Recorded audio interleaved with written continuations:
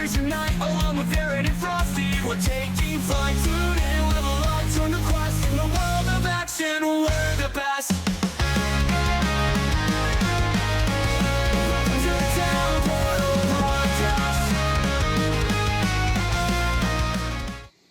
Hello, everyone, and welcome to the official Town Portal Podcast, episode 15.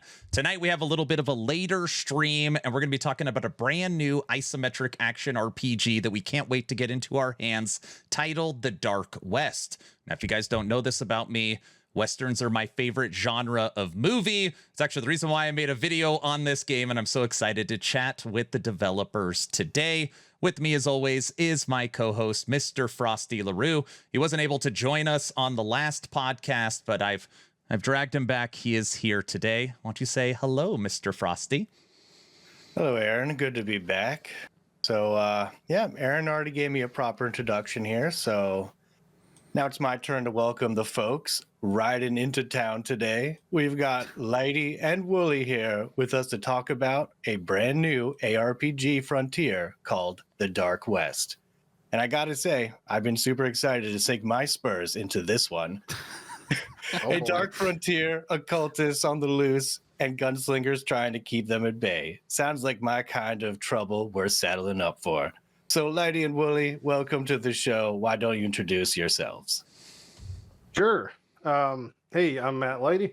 I am, in the ARPG space as a streamer and content creator. And for the past few months and the many next years, I'll be working with developing The Dark West in a production design role. And along with Woolie here. Hello. Yeah, Woolie, same thing. I'm design and QA on The Dark West. Very, very cool. How long have you guys been working on this title? Because I feel like it came out of nowhere. I had a couple community members like, dude, we know you love Westerns. Have you seen this game yet? Not only do you love ARPGs, you love Westerns. How long has this been a project for you guys? It's been many, many months now for myself, but only in the past, I would say 4 months-ish, we've been ramping up heavily. Woolie here has been on the project for longer in a few capacities. Yeah, so Kevin, the game director, reached out, is kind of grassroots, if you will. Like, he's using Twitch more of like a LinkedIn in a sense, right? You can get the sense. I'm sure you guys, as content creators yourselves, you can kind of know when someone's being genuine and they have a passion about something.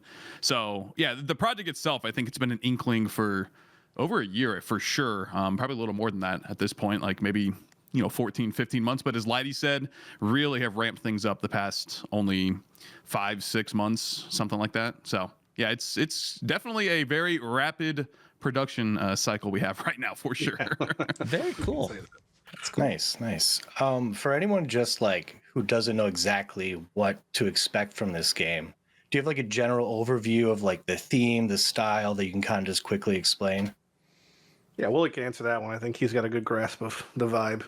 Yeah, it's basically just run and gun, essentially. Not all the classes are going to be like entirely centric on weapons, but for the most part, we are looking at like, 70% what you would call like horde clearing, just killing monsters, getting some loot, moving on to the next pack, and then 30% more, deterministic, not deterministic, but more you're going into a big engagement, you need to focus up like a boss fight or in a big elite fight, something like that. But other than that, it's set in the Wild West. Who doesn't like a good Western, as you said?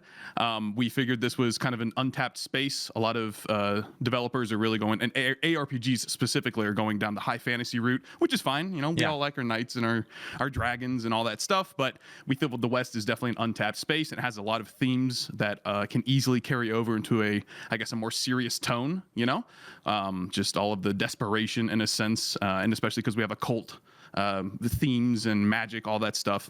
So we definitely feel like it's a little more of a serious take on ARPG, something that's definitely coming back as we see with stuff like Diablo 4, but something that's been neglected in a sense for a little while. There's one of the things also is, we tapped on why a Western to a degree, and it's just one of those things that Aaron can attest to. It just burns such a specific vision in your mind when you think of Western. anyone, especially in America, like, oh, I know exactly what you're talking about. Whether it's like, the Blood Meridian books or, Bone Tomahawk, Tombstone, Red Dead Redemption. There's so many references to Western. And then the Occult tie-in is where having an ARPG, unless it's set in hyper realism, we need a way of explaining how certain things work. Why do we have infinite ammo? Why is our character respawning? Like, just these basic questions that sometimes don't get answered. In ARPGs especially, there's a lot of like maybe explanation gaps that occur with basic systems and mechanics. So our Occult tie-in not only hits the, folklore, shamanistic kind of things appropriate to the era and time period, but also it just is a really easy way for us to explain a lot of stuff. I find it very interesting. We've been gathering questions from the community, and I didn't even realize how many Western themes you could throw in. There's talk about bank robbers and saloons and trains and horses and rope and hangings and all. I was like, I literally have a list of like 40 things from the community that are all just Western references. Yep, So we got our own list as well. Believe us. It explains itself. It evokes such like you said, being in a Western, even not a cult, but just like a Western setting, you'd think it puts you like in a box, but that box is not a curse. It's a blessing, because you have a million things that you could say, oh, well, you're Western, so you're going to have that like gunslinger vibe. You're going to have the high noon. You're going to have the duel. You're going to have the saloon. Like, there's so many things you could tap into. And it's, as we lead up to a demo state, an EA state, a release state, we have so much room for development and expansion, just checking all those boxes. And it's just one of those things where for us, having these sort of things added to the game, it just has to tick a certain amount of boxes. Does it make sense from systems and mechanics? Does it make sense from our lore perspective, what we have written? Does it make sense for Western? And most importantly, does it make sense from an ARPG standpoint to have fun in? We can have all these things, but if they're not fun, it's like, okay, well, we're just doing it for doing it. It's like, no, not here. We're doing it because it's supposed to be enjoyable, and it also has to tick all the boxes. Nice. Now, when you were starting the development process for this game, you were thinking first, you know what? I want it to be a Western, or were there any other options in mind? Or you were like, I need an ARPG, it needs to be Western, and this is exactly what I want to do. Yeah, Kevin was definitely thinking about multiple different things. He grew up playing Diablo 2, a bunch like who didn't, right? Everyone that's playing modern action RPGs. D2 is a massive influence. And yeah, he definitely ping-ponged between a few things, but once the seed was planted for a Western, he really was just like, it makes total sense. Just, I'm going to pursue the Western one for sure. So yeah, basically once it was set in there, like probably 8 months ago, if not a little more, just going full hog, so to speak, with it. It was like, we're doing it. Yeah. It's just one of those things where, because the community, this game is so community driven, not only from people like myself and Woolie now playing like, the most major roles in its design, but community driven in the sense of we're tapping into our Reddit, Discord, any communities we can have access to kind of poll engage their response to things. And the initial seed of Western was nothing different, to where it was there was such a visceral response where it's like, oh, snap, that's something that like everyone can, it kind of puts a smile on everyone's face where it's like, oh, I could totally see that. And it's like crazy how it hasn't happened to like the degree of something like a Diablo or a PoE or a Last Epic or whatever, like that level of seriousness. Okay. Now, a question I get a lot: demo, early access, full release. When do you think, obviously no one's going to hold you to a date, but is it 2026? When do you think this will be playable, even at just a demo state? Yeah, so we are gearing up towards the June Steam Next Fest, and that's the only thing I could really tell you that's solid. Things are going to build off of that, but that's our main current goal, is to do something stable for that, and then hopefully, if reception is good and progress is good and no hiccups, knock on wood, then things should be cascading shortly after, ideally. Now, I understand you can't commit to anything here, but when it does launch in early access, are you planning to have it be like Act 1, or is there going to be some end game? What are you thinking we're going to see in your first early access? The goal is to have the EA launch with, I'll say, roughly 40% of the overarching campaign experience and we're going to be launching with 2 different versions of what an endgame would be. So we have a sort of systematic progression endgame. I'm going to use the term loosely like PoE's Delve, but I'm not going to get into specifics, but the idea is it kind of goes on forever to a degree, and that's a compounding difficulty scenario. And then the alternate endgame is, I'm going to use again PoE terms, but like early PoE 0.6 Maelstrom of Chaos, which was basically like an infinite map, an infinite instance slice. So in LE, it'd be like a monolith that just keeps resetting with random modifiers. That's your way of expressing the system mechanics of the game. So you could do everything you built for the system of the game of progressing through the campaign and have it propagate kind of randomly in that instance slice. That'll scale to your level relatively. So Nice. 2 different representations. We feel that launching without an launching without an endgame in EA would be kind of an injustice to the player base, especially because this is a game coming from ARPG veterans for ARPG lovers. So it's like, we're not messing around in that regard. I love that you mentioned Delve. I'm always so surprised how Delve isn't taken and modified for other games because it was so popular and still is so popular for Path of Exile. No, that's great. For like our version of that, where with anything we do in our game space, like I mentioned, the kind of say of ticking the boxes earlier, but it's like when we add something we're being very forward thinking about is the idea that when we add any system or mechanic, the quality of life is introduced on launch, and things are being made with no friction forward. So if there's a point of friction in a mechanic, say there's a large amount of currency that mechanic gave, and it didn't pick up automatically or something, or there wasn't storage for that currency, or just any point of friction, I feel like, again, that would be like a disappointment. So we're trying to make sure those things are introduced thoughtfully. So for like a Delve, we're not going to, like, in that respect, we're not going to be following a cart around, probably. But the encapsulating the experience of how you feel going down in Delve, deeper, darker, scarier, difficult, more loot, but removing some of the friction and things that aren't required. Now, I know I saw it was like a gunslinger class, and Aaron just played a video of the Padre class that's coming out. On early access, are you thinking 3 classes? How many in total for when it first launches, and how many you think you might have at launch? Yeah, the 2 we've revealed are definitely the 2 that we want to polish up and make sure they're like as close to perfect as possible for the EA launch. Of course, as the feedback comes in, we'll make adjustments. And then tentatively, yes, we do have another class in development right now, but no, we can't set that in stone. But yeah, we're looking at the Padre and the Gunslinger for sure. I can speak to that a little bit further. So there's when we're releasing this in a demo than EA the launch state. And with that comes from our POV a level of over designing because we're kind of future proofing. So everything you could think of and all those suggestions we have in our Discord or our Twitch chats or our Reddits, they're not falling on deaf ears. They're being, hoveled away in some document that I made, and then we're going to work on them. And so there's tons of other things planned for, a year down the line. These are one of those things where we have conversations with our game director, and it's like, I don't even want to tell him to make him think we're trying to sneak something else in, to a launch, whatever. But that being said, yes, we have many things planned for the future, and we're not going to be doing anything presented soon, but we're always thinking about things going forward. Yeah. Lighty loves his documents. Trust me, he's got. I love quite so many documents, hundreds. Yeah.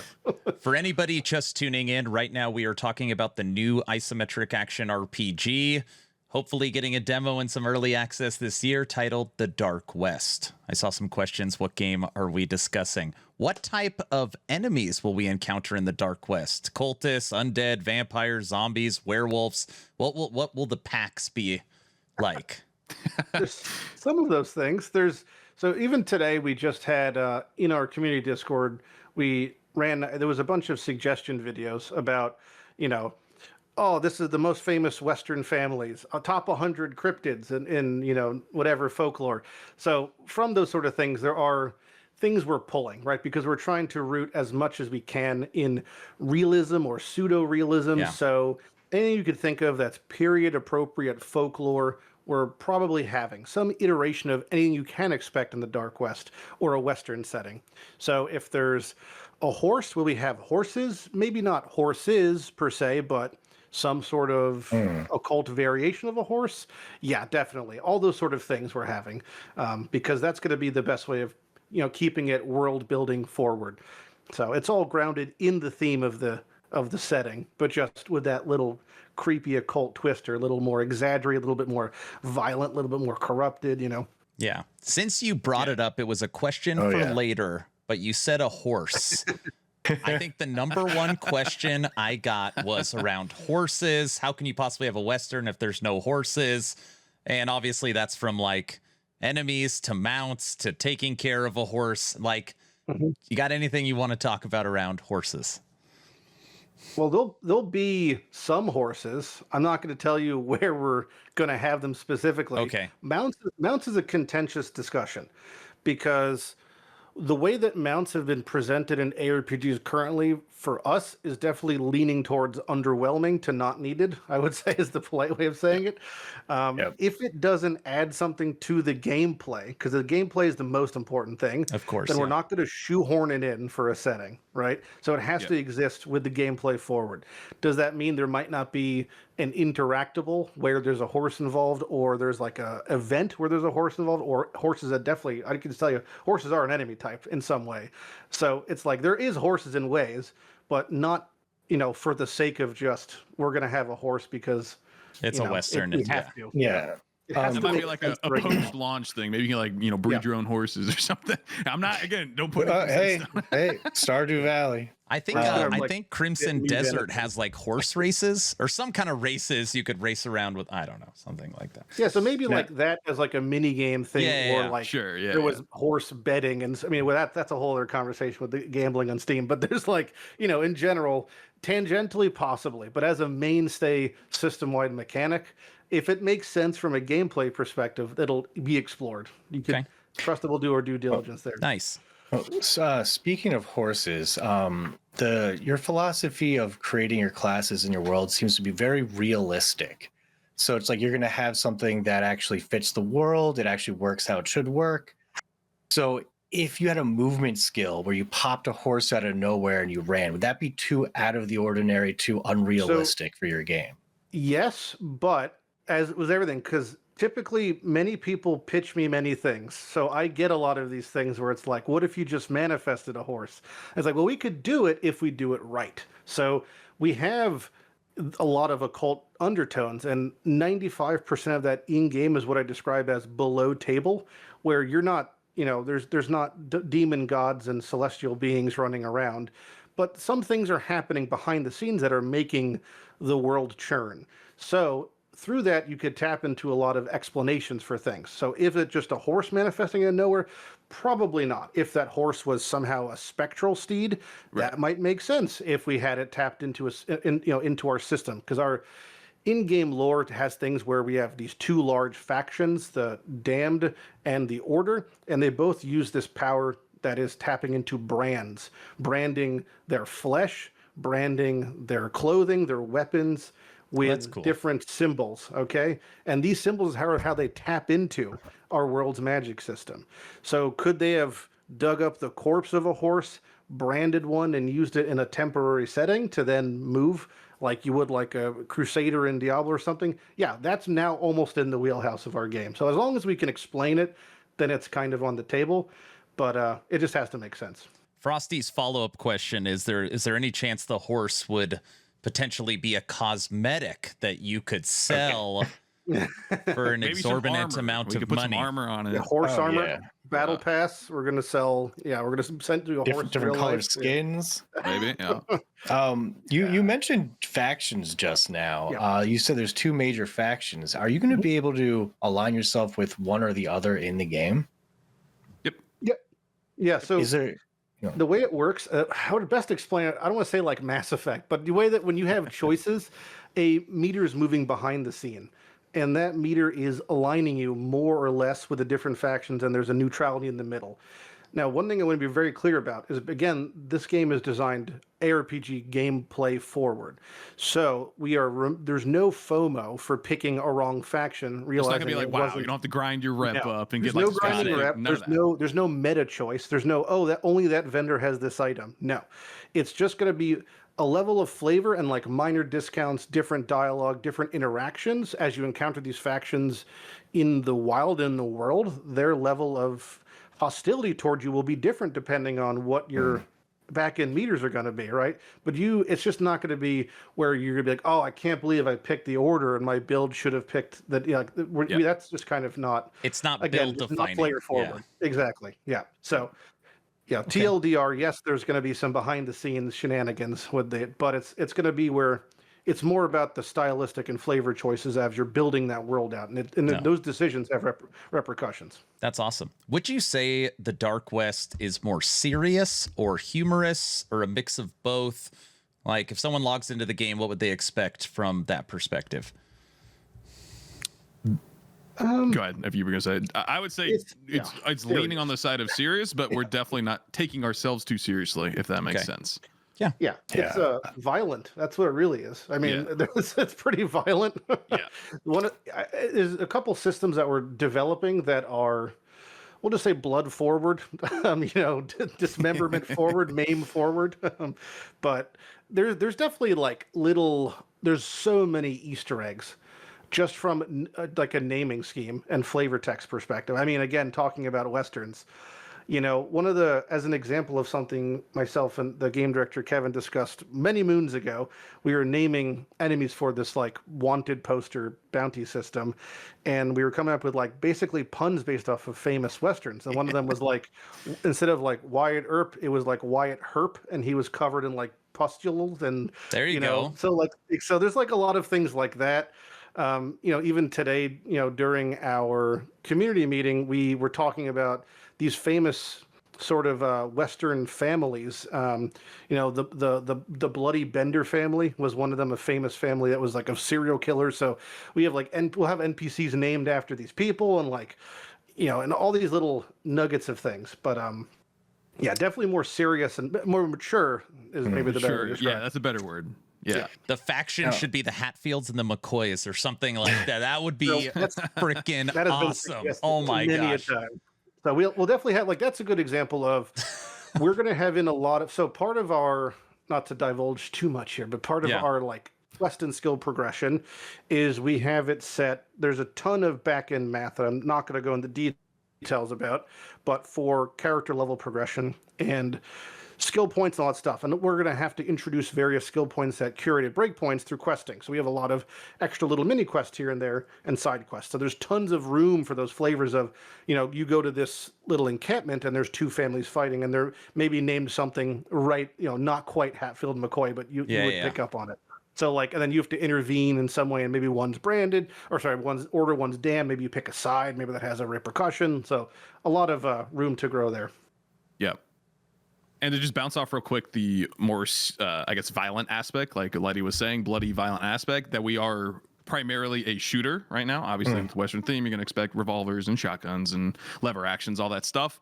And the systems, I don't know how much you want me to divulge here, but basically the systems that we're incorporating are projectiles. We're trying to make projectiles as interesting as possible. And specifically, when they hit an enemy, what is the enemy going to do? How is their reaction? Are they going to flinch backwards? Are they going to, maybe get a limb blown off? That kind of thing. So we are really, not even doubling, tripling down on making sure that just the visceral feel of things is very satisfying, because it's an action RPG, right? The action is literally the first word in the genre. So we're trying to, really get that set in stone. And a lot of people skip that part, the combat feel, like the enemy reacting to getting hit. So that's great that you guys are discussing and talking about that early on. That's awesome. That's to Woolie's point. Even he was just going over, I think it was last week with our audio lead Ignacio, just sending shotgun sounds, because it's one of those things that is so ubiquitous with using a shotgun. Is what's it sound like to reload? What's it sound like to shoot? We got to nail those things, right? Because it's going to be such an expectation for, when you hear that, it's oh, everyone knows that. That's something, what does a double barrel sound like versus a fouling, all these things. So yeah, sounds very important. You mentioned possibly knocking a limb off. Is that something you guys are testing internally right now? Yep. Yeah. I can't really speak much to it. But Okay. We are. Well, they the way got you can zombies, speak you on can it. blow a leg off and then it's crawling at you or something. They could do some stuff like that. That'd be fun. Yeah.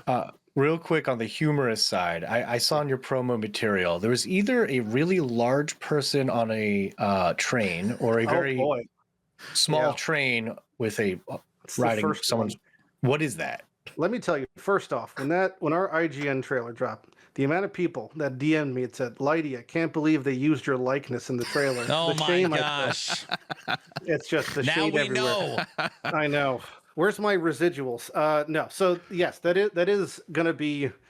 I can't say much again, but what I could tell you is that is a boss for most major in map kind of in system mechanic. That is going to involve. He's a train conductor, and he's the epitome of gluttony and greed Yeah. in such a way. But it's going to be he's a very humorous looking fellow. Yeah, but I was gonna say like that goes into it's a serious game, but we're not taking ourselves Yeah. too seriously with it, right? Yeah, and there's some things that are kind of goofy. So even when we have a grossly large list for a game that's going to be launching in EA of what our called Masterworks, which is our game's highest quality of item, akin to kind of like a unique or legendary. And just one of the ones that I have sitting in like the to-do list pile for maybe even 1.0 is, there's like a 5-gallon hat, and then maybe as an exaggeration, a 10-gallon hat. Yeah, so I have one called a 20-gallon hat. Which is in my mind like the Doug Dimmadome, just Yes. So there are things like that that where it's like, yeah, we could throw a little goof somewhere, but it's definitely the reason that it works. I think is because it's only 0.1% in the game, Yeah. and the overarching vibe is maturity. So when you do have a little flourish here and there, it hits even harder. You mentioned shotguns and ranged weapons. Will there be any melee combat in the Dark West? Nope. So no, go ahead, Lottie, go ahead. So it's not for melee's sake, and especially not for EA, because Okay, yeah. Willie can explain more. But it's just the idea is melee has been. When I say melee, if you play RPGs, really what that eventually ends up becoming is borderline screen wide clear.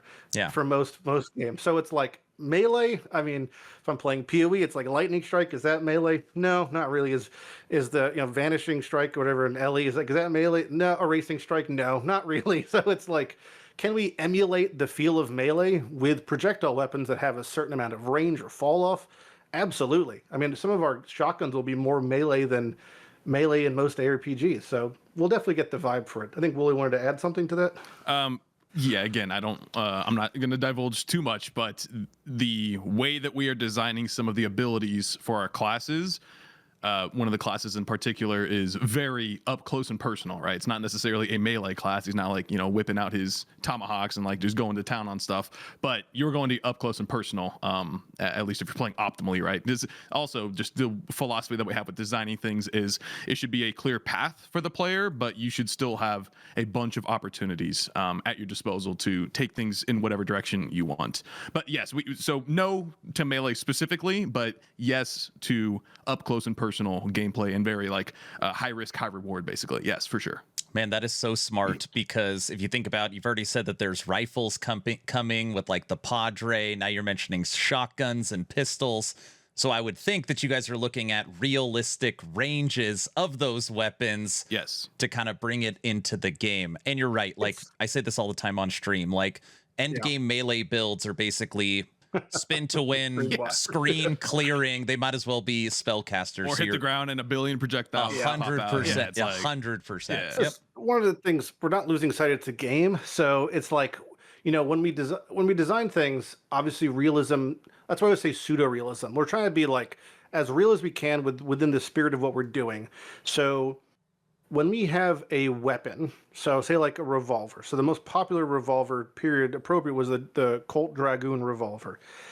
That weapon profile is comprised of 26 different metrics of weapon of different scalings, okay?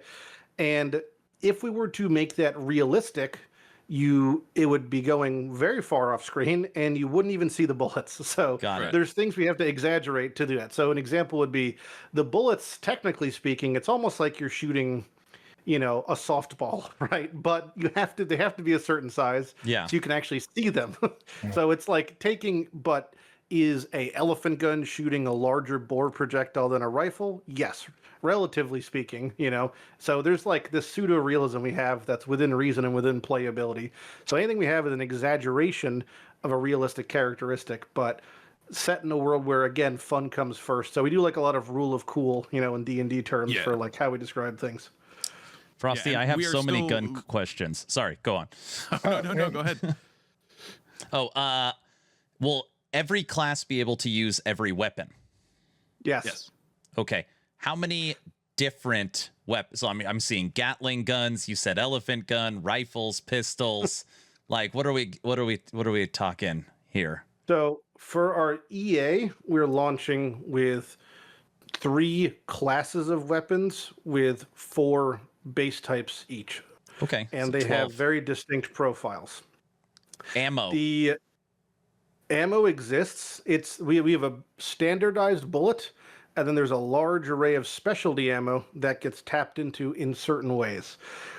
When you mentioned, you know, like rule of cool, it's like one of those things where the reason we have everyone can use every gun is because, simply speaking, it would be a bummer if you found a cool gun in a different class. Yeah. And you're like, why can't I do this? Now, we have things like where only one class can do certain things to their weapon because they're more proficient in it. So we explain things in certain ways, but just generally speaking, it would just kill the vibe if you were playing one class that was using rifles and a cool shotgun dropped and you couldn't use it. Now, is it going to be the most effective thing for your build and your toolkit and your maybe not, but you'd still we want you to build things and mess around. Like, it has to be an ARPG, you know, foot forward. So But like, let's say shotguns, for instance. Is it sure. There's going to be 4 different shotguns and maybe one's like sawed off, maybe, you know, like bolt action, that kind of stuff. Or is it, you can modify the existing shotgun? Like, yeah, you use different there's different shotguns. Yeah. like, can you add a scope to a rifle? Maybe is a better question. Like something like that. They're smiling. It's up to you. To me. So there is one of the classes can do certain things to weapons because he is innately more weapons proficient, but every class has a special thing they could do. Yeah. So it's equal and balanced. I Not only didn't know if we could talk about this. I didn't. we can talk about it a little bit. That's why I'm using specific words in my political voice. So, you know, each class has their own extended representation. In general, there is very, very little class restriction and gear restriction because, again, nothing feels worse than dropping something cool and you're not being able to use it. But there are certain very specific class items that are inbuilt to the kit of their class and identity of that class. Yeah, So, and they're literally just for you like this class, you've been playing it for a while. Okay, now you're trying to get the thematic elements of that specific class to the next level. This is how you do it. They have their own itemization component that you can.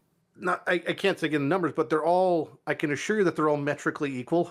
They're not only in the quantity of items in the subclass category, but also the affix representation, weighting, roll pool count, all the numbers numerically, they are within an amount of balance. And what I mean by that is within about 25% of equal, because it's impossible to reach pure balance in an ARPG. It's too fluid of an environment, but we're shooting for roughly a 25 to 30% gap from the top end to the bottom end, which I think is overall super appropriate. It's even, to be honest, a lofty goal. So as long as we meet that, I think we're pretty okay. And we're currently, again, spreadsheet-wise, we're on track for that to be the case. Man, as somebody that loves Westerns, and they didn't pay me to say this, you guys are designing the game exactly how I would design the game. So I'm very, very excited about these answers, especially around the weapons and how they will be used. That, so far, you've really sold me in this first 30 minutes. You know, so that is awesome. The reason for that, just to not to pat you on the back yourself and Frosty as well, but it's like ARPG veterans, from them, to them, by them. There's a reason that, you know, we've been cherry picked by Kevin in such a way to, you know, like guys like us. And we also have another guy, Sir Gog, who works heavily on the game. And there's a bunch of people where the reason that we're all friends in doing this is because we know what's out there. We know what feels good. We know what can work. And we're going to make something just as good, if not better. Hopefully. Cross the fingers. Guaranteed.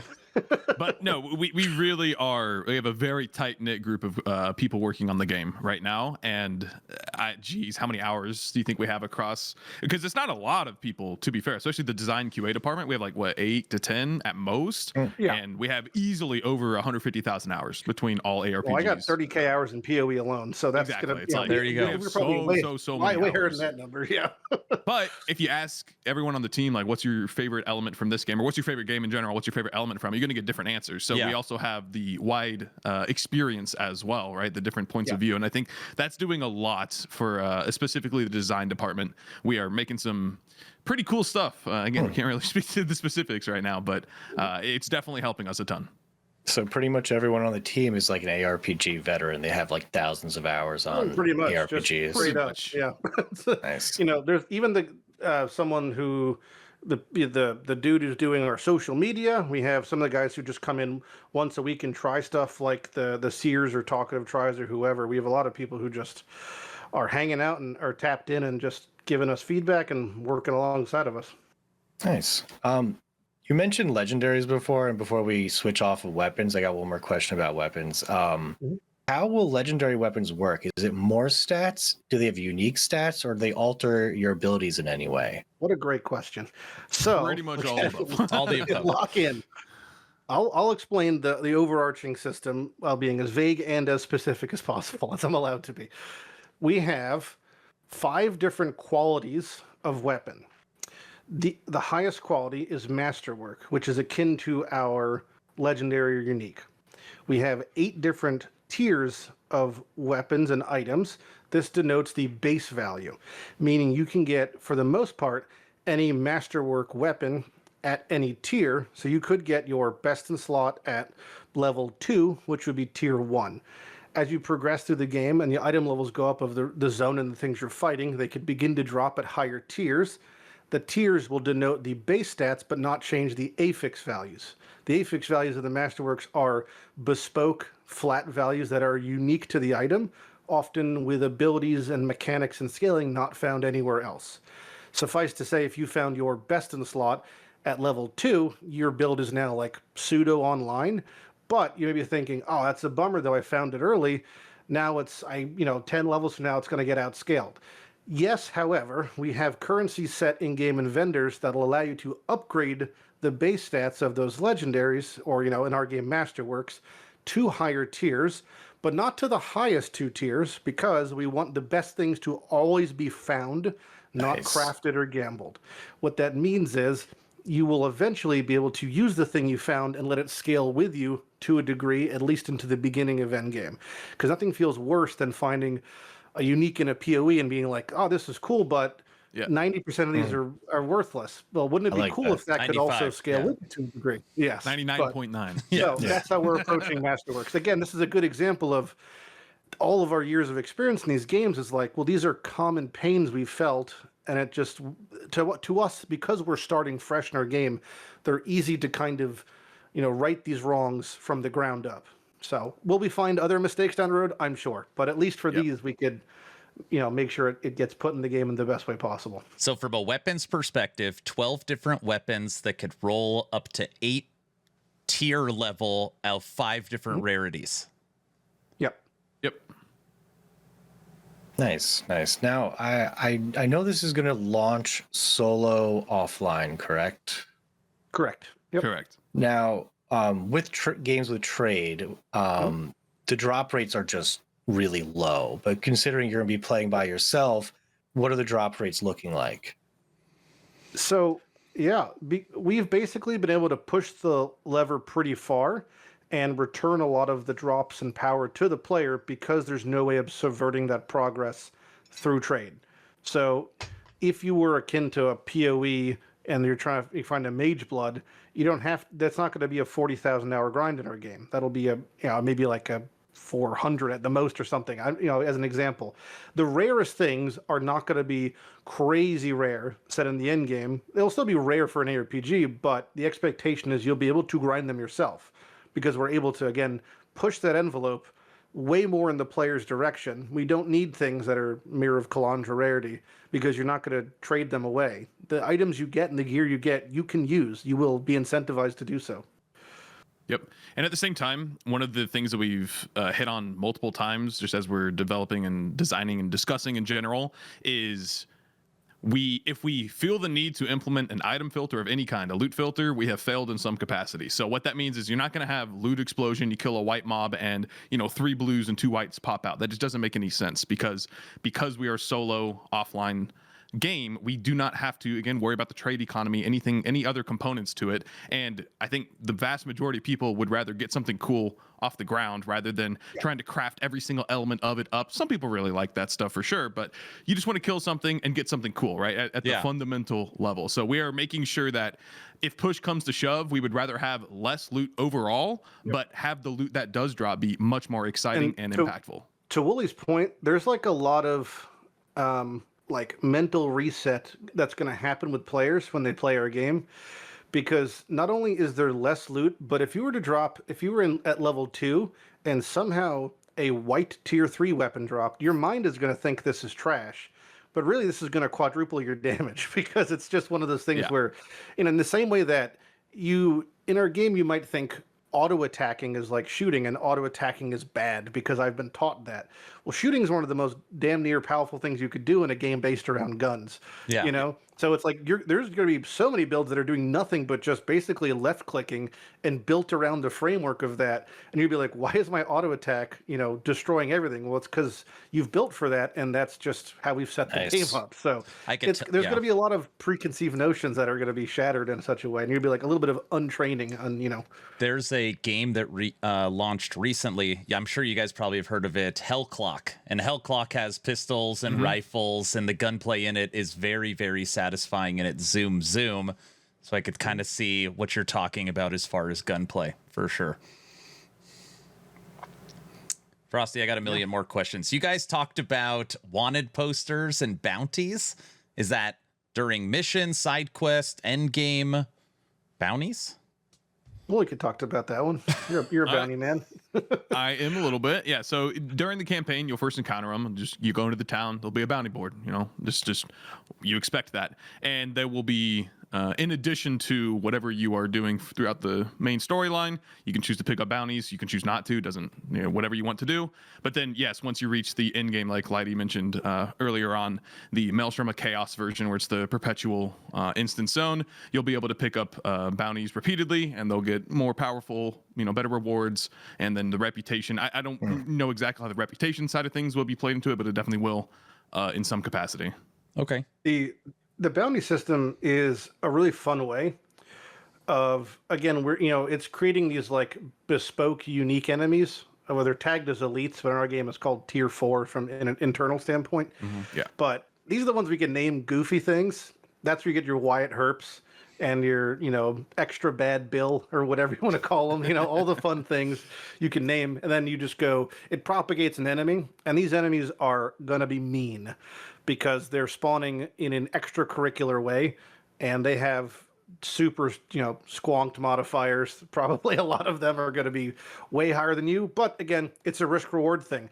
Why would it be easy to spawn, to be trying to track down Billy the Kid, and it'd be an easy thing? Like, he's wanted by the government. Like, there's a marshal involved. Like, it makes sense that he's going to kick your ass, kind of. So most of the encounters in our game are going to be definitely on the harder side, metrically, than easier side. But we'd rather release it at that state than the opposite. So, okay. Yeah. Yep. I have the best idea. All right. You know how in these games you got to like kill a boss's energy shield, or they got some kind of shield you got to get down before their life. There needs to be a boss in this game that has like a bulletproof vest with like a rope and like the metal plate, and you got to shoot the metal plate for it to fall down before you could take him out like that. Because in Western movies they have the. Didn't you post something, Lighty, in the Discord like a couple weeks ago that was somewhat? I did. Yeah. There's very little that hasn't hit our doorstep in some way. I don't know. I was just thinking about all like my favorite movies. So there's definitely an enemy type that has a the way we were actually going to have that set, to be fair, wasn't about do that. It was deflecting an amount of bullets off of the iron plate. Perfect. Back at you. To be fair. Okay. So that still works. That would still be fun.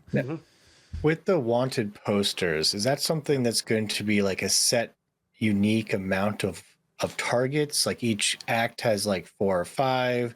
Or are they going to reset daily? It's going to be random. We're not doing dailies, tell you that straight out. We're kind of not do dailies. It'll be you get 4 in a board. When you clear the board, 4 more pop up. If you want to over farm, have fun. Yeah, most every system is player forward.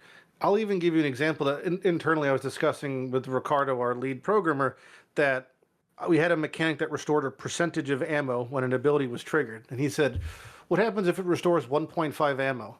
And then inherently, because I've got this many years of subjugation in me. Syndrome. Yeah, I was like, well, we're going to round down. He's like, why don't we just round up for the player? And I was like, yeah, I don't even know why I even suggested rounding down. We'll just always round up. So basically, most things that will be rounded up to whole numbers in the benefit of the player, just as an extension of that example. Okay. When it comes to being able to control your character, a lot of games offer point and click. Now WASD movement has been very popular. And then, of course, controller. And more importantly, hybrid controller supports where you can play on controller, put it down, and use your keyboard and mouse. How will you control your characters in the Dark West? WASD. WASD. Baby. Okay. And just to further that, we're absolutely looking at mouse and keyboard as a menu option to have it swap. We're looking at seamless. We're looking at controller support. One of our dudes in house named Safarian was a guy who initially wrote the porting of mouse and keyboard to controller for PoE just for himself. And then they eventually adopted the system, but he just did it for himself. So he's with us, and we're gonna just extract any information out of him, because it's really easy when the game's designed with WASD as a movement set. Yep. Ported to controller from a controller scheme perspective is very similar mapping. So it's set up to WASD. And to that point, I'll even ask a follow-up question that you should be asking that I'll ask on your behalf, which is if you have WASD and there's channeling abilities, are they going to be stationary, and is WASD going to animation cancel constantly? The answer is no.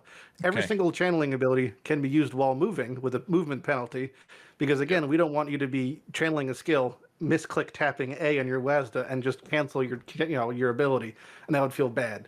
So there's no way you could mess yourself up there. Awesome. Crafting. Can you explain at all any aspects of any part of crafting? I will say, to just hit back on the loots, we really want to make sure that loot is coming from the ground, and when you get an item, you know that is going to be useful in some capacity. So how that extends to crafting, to draw the parallel, we are not going to go down the Path of Exile side of things, where you can craft an item literally from scratch. In fact, that's like what you do in most cases, is you get a base item, remove all the modifiers, and then put whatever you want on it. So we're definitely going down the adjacent route, I guess, or just the alternate route entirely, where you are going to find an item that is already pretty good, and then you're going to finish crafting it up. And there's going to be some different ways to do it, but for the most part, you still have to start with something that is pretty good. Can you craft on a... Sorry, go on. Yes, sorry. The only thing I was going to say is there's just 2 rules that we set when it comes to crafting currency. We actually have a lot of crafting currency. They just follow 2 rules. It can't remove a mod, and it can't re-roll a modifier as a base portion. So to Woolie's point, if you get an item, there's a lot of ways to make it better, but you're not going to be using augments or scours or add removing, because that's going to go back to that level of degeneracy of things are better crafted than found. So we're trying to return the glory of ground loot, and through that we've set those 2 rules. So it's finding your perfect weapon, and then through crafting you could boost the tiers or rarity of that weapon, but you can't flip the modifiers. You can't flip them, but you could add more. Okay. So things Even legendaries. No. Masterworks are set, and you won't be able to augment the affixes on them, but there are a ton of other ways to augment an item without messing with the affixes exclusively. But there's a couple things. So things are going to drop. So our 4th tier, the one underneath Masterwork, is Pristine, which is the highest numerical affix scaling. It's on paper, they're going to be better than Masterworks as far as, not including what the Masterwork does special.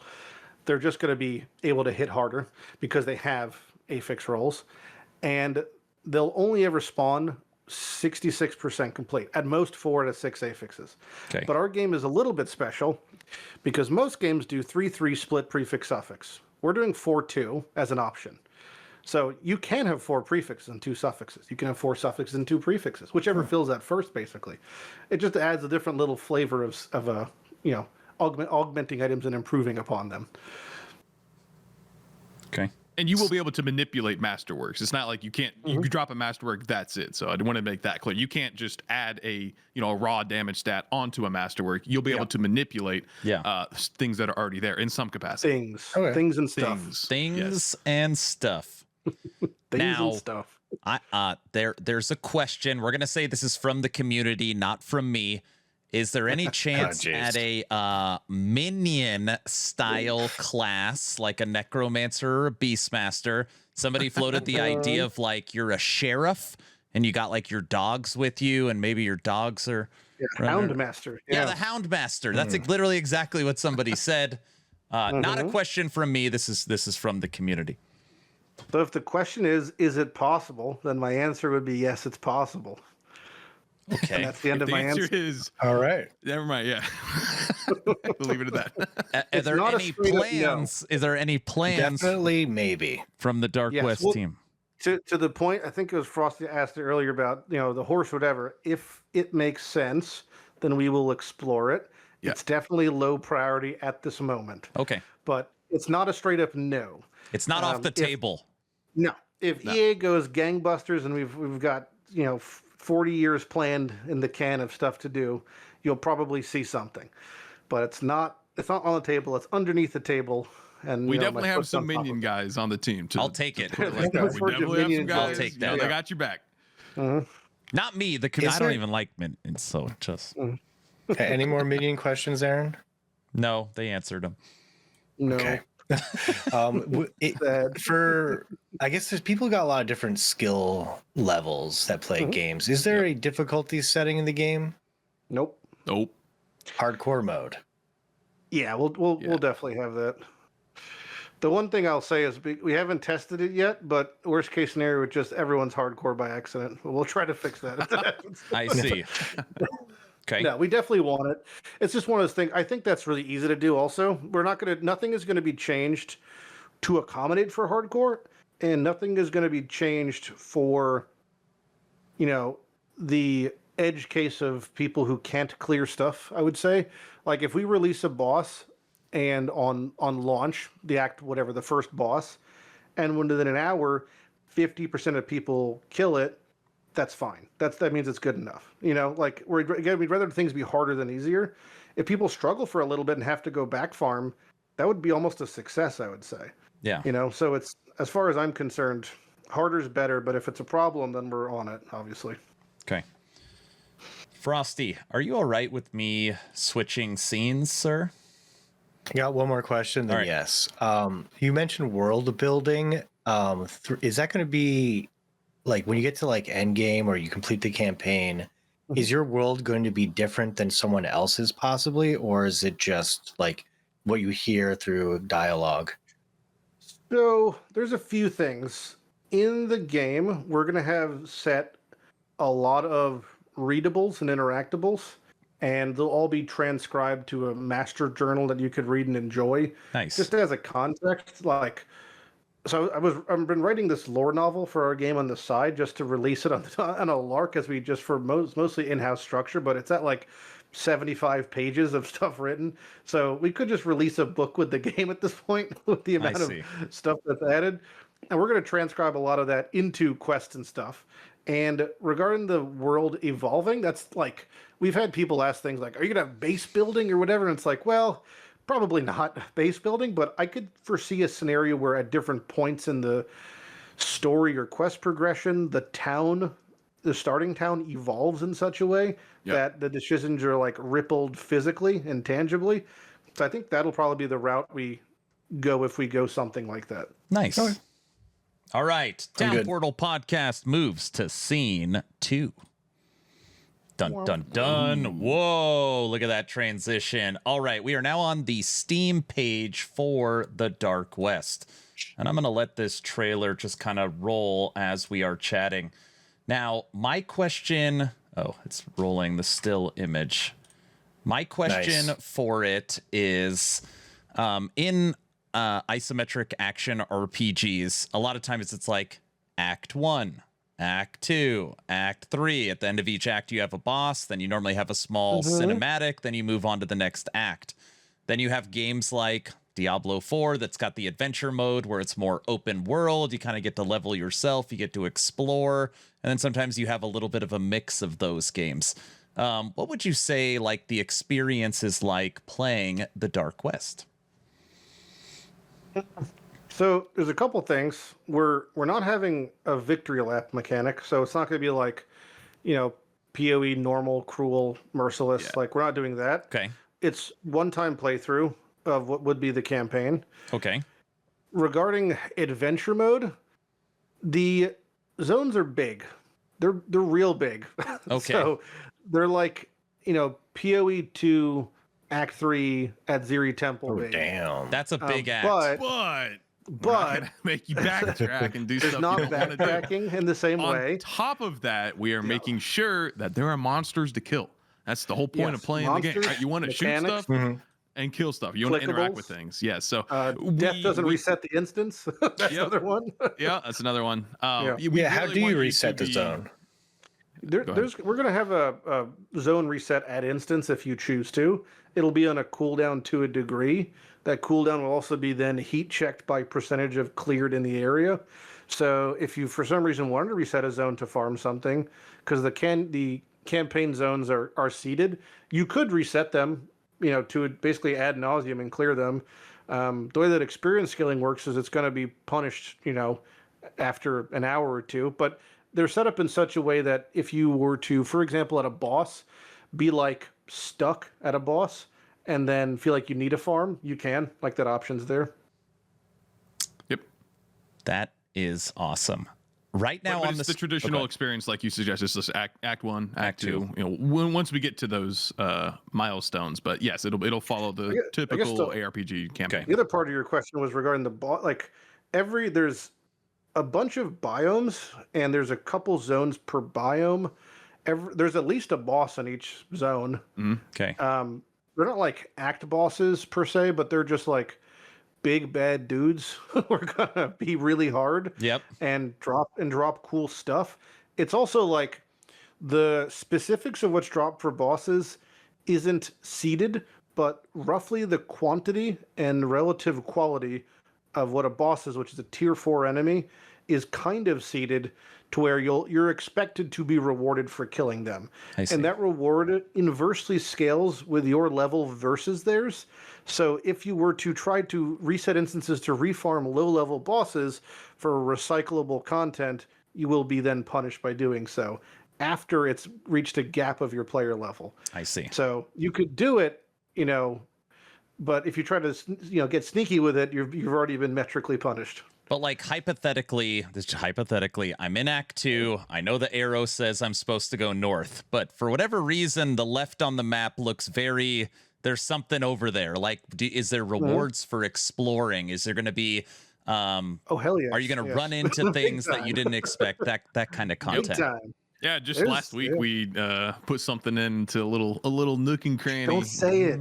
Nice. I won't. That's it. Don't say it. We're Perfect. doing things. We're putting things in that are both rewarding, sneaky, pseudo hidden, not quite like Dark Souls illusory wall kind of vibes, Yeah. but like Just not walk around. too Yeah, far you off. have to walk around and just randomly hit Smacking the walls walls. till you find No, but there are every place. things like where there might be terrain that looks like it's not walk throughable, but actually like is a nook and cranny, and there's a thing there. Yeah, it's gonna be. We're hiding stuff for sure to a degree. Awesome. Frosty, you want me to? I have so many questions. You want me to keep going, Frosty? Yeah, keep going. Okay, right now on the screen is the UI that is shown on Steam for the Dark West. And I just want to commend you guys that the life and mana being the bottles, very clever. And then the Yeah. belt with the bullets, very, very clean UI. Normally, a lot of times it takes multiple iterations, and maybe this is like the 10th iteration to get something that This is a few Yeah. in. This is actually a good example. So that's thanks to Dan, or sorry, Deanne, because he's, his name is not, he's not American. But it's basically Dan. Got it. He's a very cool dude. He's so good at his job at UI UX and 2D art. He's actually goated. He's come on to do a lot of stuff for us. But that was like one of the things that, when we mentioned the game is community forward, that's the UI that was the result. Like, it's an iteration of what we pulled. We pulled a few UIs. That one by far was the most popular because it looks the best and is the cleanest. And then we just did a little bit of polish in there. And there's even things like when you have the life and the resource flask, as they drain down, behind them is leather that's carved into. I don't know if you could see it in that Oh yeah, UI I can one, see it. but It's got a design behind it. yeah, it's really fancy. He's better than we deserve at times, but it's very, very good. Well, I'm noticing the attention to detail. So, for example, here you've got like the belt buckle that is coming off the inventory, which is very, very clever. Like, you wouldn't have to do that. It almost looks like a pouch that is holding your coins right here. And then even on the tooltip for the weapon, you kind of have this, I mean, Western looking design on the header.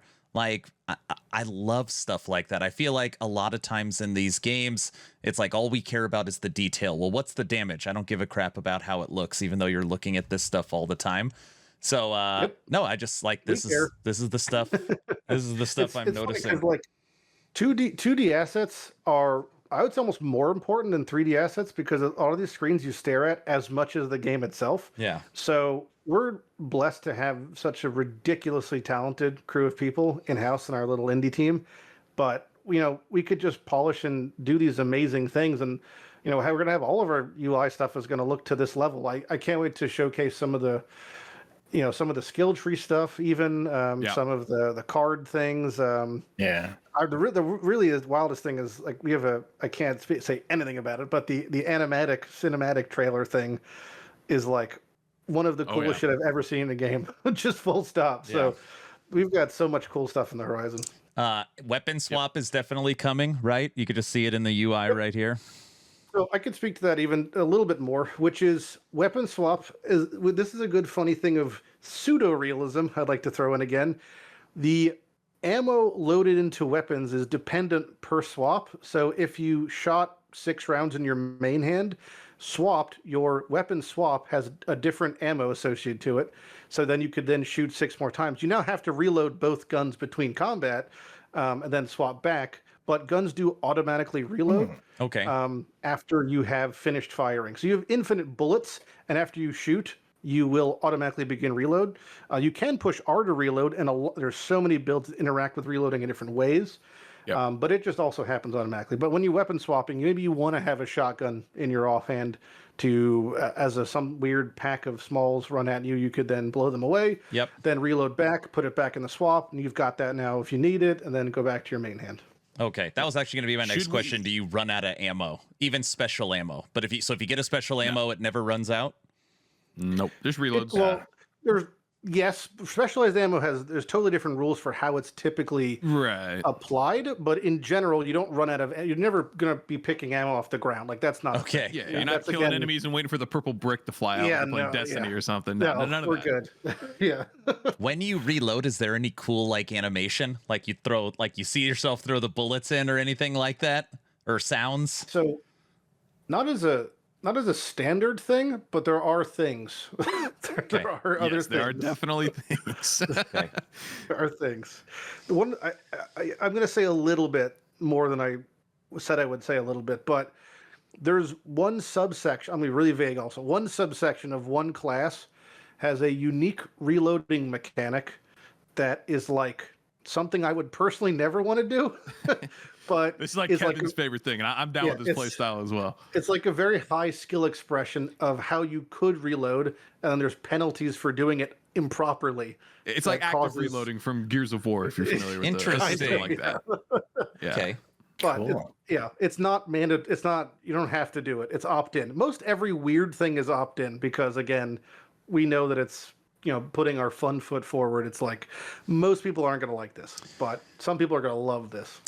When When Yeah. the community reached out to me about this game and said, Aaron, have you seen this? There was one thing that actually pushed me to make my YouTube video on it, and that was the poker hands. Now, Yep. Diablo 2, you have charms. Last Epoch, you have idols. A lot of times these games have a like, keep this in your inventory or place this here as just kind of a stat stick. But in the Dark West, you guys are going to have poker cards and, more importantly, poker hands. So if you have a 2-pair, 3 of a kind, full house, straight flush, you're actually going to get bonuses from your card hands for your character. That like pushed me over the edge. You want to talk about that for a second? It's Reel it in, Lighty, reel it in. Hold It's on, so okay. awesome. So there's a lot in there. There's not only poker cards, but there's also the tarot cards, which are kind of akin to like a keystone in a video game, like a PoE, where they have these really exaggerated expressions of certain things. And some They're of them like have limits. Masterworks for the poker cards, right? So Kind of, Masterworks yeah, are unique yeah. items. Yeah. And they have different limit rates, and they also can form hands as long as it's applicable. You can have 4 of the same poker card, and you'll hit a 4 of a kind. Then the scaling goes up, and then you reach different buckets of thresholds and things. It gets really wacky. There's also going to be like the standard poker hand. You can have a royal flush. It'll have a gross benefit to having a royal flush. All the cards are not the same rarity. Aces are incredibly rare and incredibly powerful, and it cascades down to 2s being the most common. And there's tons of interactions with them. And there's some hidden hands, which I won't speak about, but some of them are like pseudo hidden. Like most people might know what a dead man's hand is. That'll have a specific effect. But there's also some famous ones from like poker events in history, or like the movie Maverick, if you're a fan of like westerns and stuff like that. That you love Maverick. So there's some hands in that movie that, that were represented that you might see, or like the Doyle Brunson of the famous poker hand. There's a lot of, again, it doesn't take a lot to do your research on these things. And with a Western setting, there is no shortage of things to pull from. So we have a lot of room to play. Is there a Joker in the deck? I have to know. There might be a Joker card. Maybe things happen with Joker cards. Maybe there's a Joker tarot card. Maybe there's a wild card. There's a lot of stuff. Now, I'm seeing the size of the gun. I'm seeing that there's tons of different cards. We're going to have a stash somewhere, correct? Yes. So not only will we have a stash, but also the vast majority of currency will be nestled away in UI and vacuumed, like Last Epic does. So again, player hat forward. There's things, the UI has actually improved since the screenshot I'm going to say a couple things, include auto sort button is one of the features we'll have. A subsection of your inventory that is excluded from the auto sort. So you could nestle things in the right side inventory, and when you hit auto sort, it won't sort them. It'll leave them alone, which is very cool. Thank God. Oh my gosh. Regarding even looting and stuff, the idea of loot coalescence was something I pushed for. So instead of there being, 10 1 stacks of buffalo horns, if they're within a certain distance, they'll coalesce into 1 10 stack of buffalo horns, meaning less button clicking. We have the technology. Yes. The technology exists. So a lot of these things are just, again, when we first had our quality assurance talks months ago, I was setting this master list of quality of life things, and it was damn near 500 bullet points in a document I presented to programming. We sat there for weeks going through it. So it's like inventory management, these sort of things. This is friction on the player experience that is like a mental drain on you enjoying your game. So making it a fluid thing, making it smooth is at our forefront. How much are these tabs, and how much do you have to pay to unlock these services to get all that? Whatever the cost of the game is. Okay, perfect. I just wanted to double check. Is your stash shared between your characters? Yes, it will be.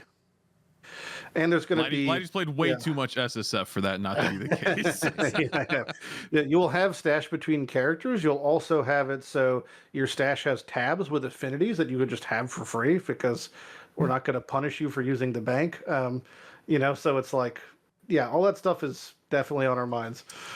No, that is great. I obviously it's a much deeper conversation, but obviously there needs to be some level of friction in the game. Another way of that is difficulty, because you just don't want to walk through it.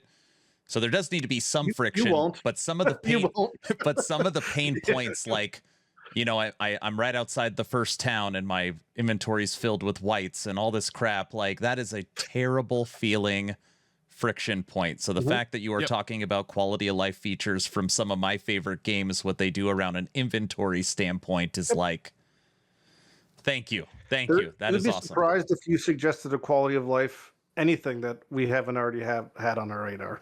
I'd be surprised, to be honest. Yeah, only because, again, we've played so many hours. We are all ARPG players on the team, so we know the pains. We experience all of the same pains. It's funny, as everyone's bringing up. It's not really a quality of life. Two different people asked yesterday if for the fast travel, because normally in ARPGs you have waypoints and fast travel. What if you had like a little train that took you different? We have magic, so it's easier than rigging and animating and modeling a small train that floats around, you know? Yeah. So that's where it's like, there's certain things that are, because we're in an indie company and pre-EA and like, you know, pre-revenue, all that sort of stuff, like our travel from a waypoint is just going to be magic because it just is easier. Yep. Does that mean we might not have a scenario where we replace your portal with an MTX or something? Yeah, that's a maybe. You know, that's an avenue to explore financially down the road. But as of right now, that's just something that's like low priority, and it works well. So let's not touch it. You know, for right now. I don't know if I have the picture for it. In the trailer, looks like it's like a fire flamethrower ability. Yeah.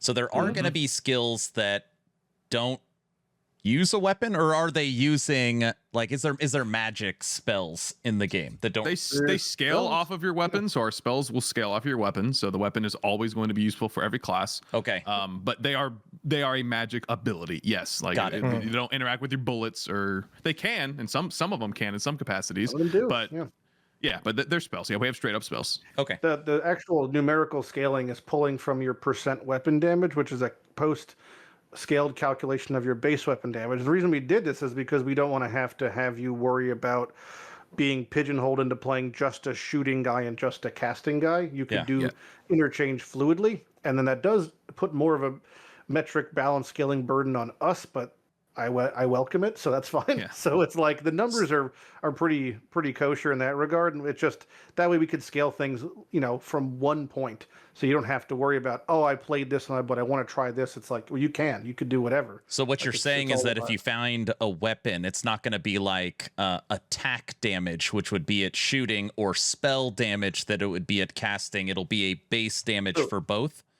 The weapon itself is base damage implicitly to the weapon profile, but there are things that might say, like accessories might say increase spell or projectile or fire or AoE. Yep.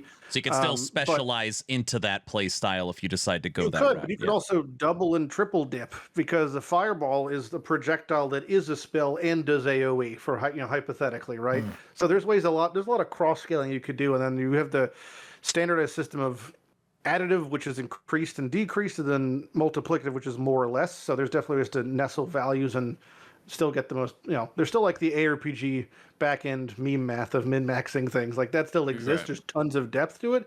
But at the same time, we're going to have, you know, a game guide that has 400 keywords that are nestled and toggled with clickables. So it's like everything's there for you if you want to know. One of the other principles that we kind of discussed is we don't want to ever have you having to tab out of the game.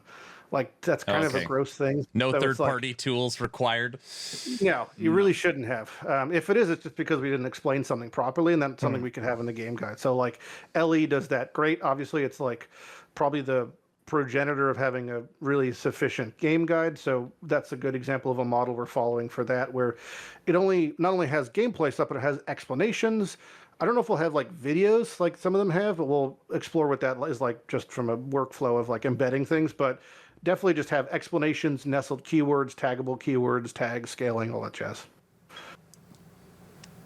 Well, you have like a key showcasing the different card combinations, or you just have to like experiment yourself? Because that's something I feel like I might have to look up. So some things we want to leave a mystery to a degree. The base combinations will absolutely just be in the game guide. Right, yeah. Because so like 2 of a kind, full house, that'll be there. The hidden ones will be hidden. You'll see on Reddit within a day, obviously, but those are not going to be shown in game. Yeah. There should It's be a just like, disclaimer that if you are playing a Western ARPG and you don't know what a 2-pair or 3 of a kind is, you're not allowed to play pairs. it. That should be Two-pair might be a like lost right cause. Yeah. at the beginning. Frosty's not allowed to play.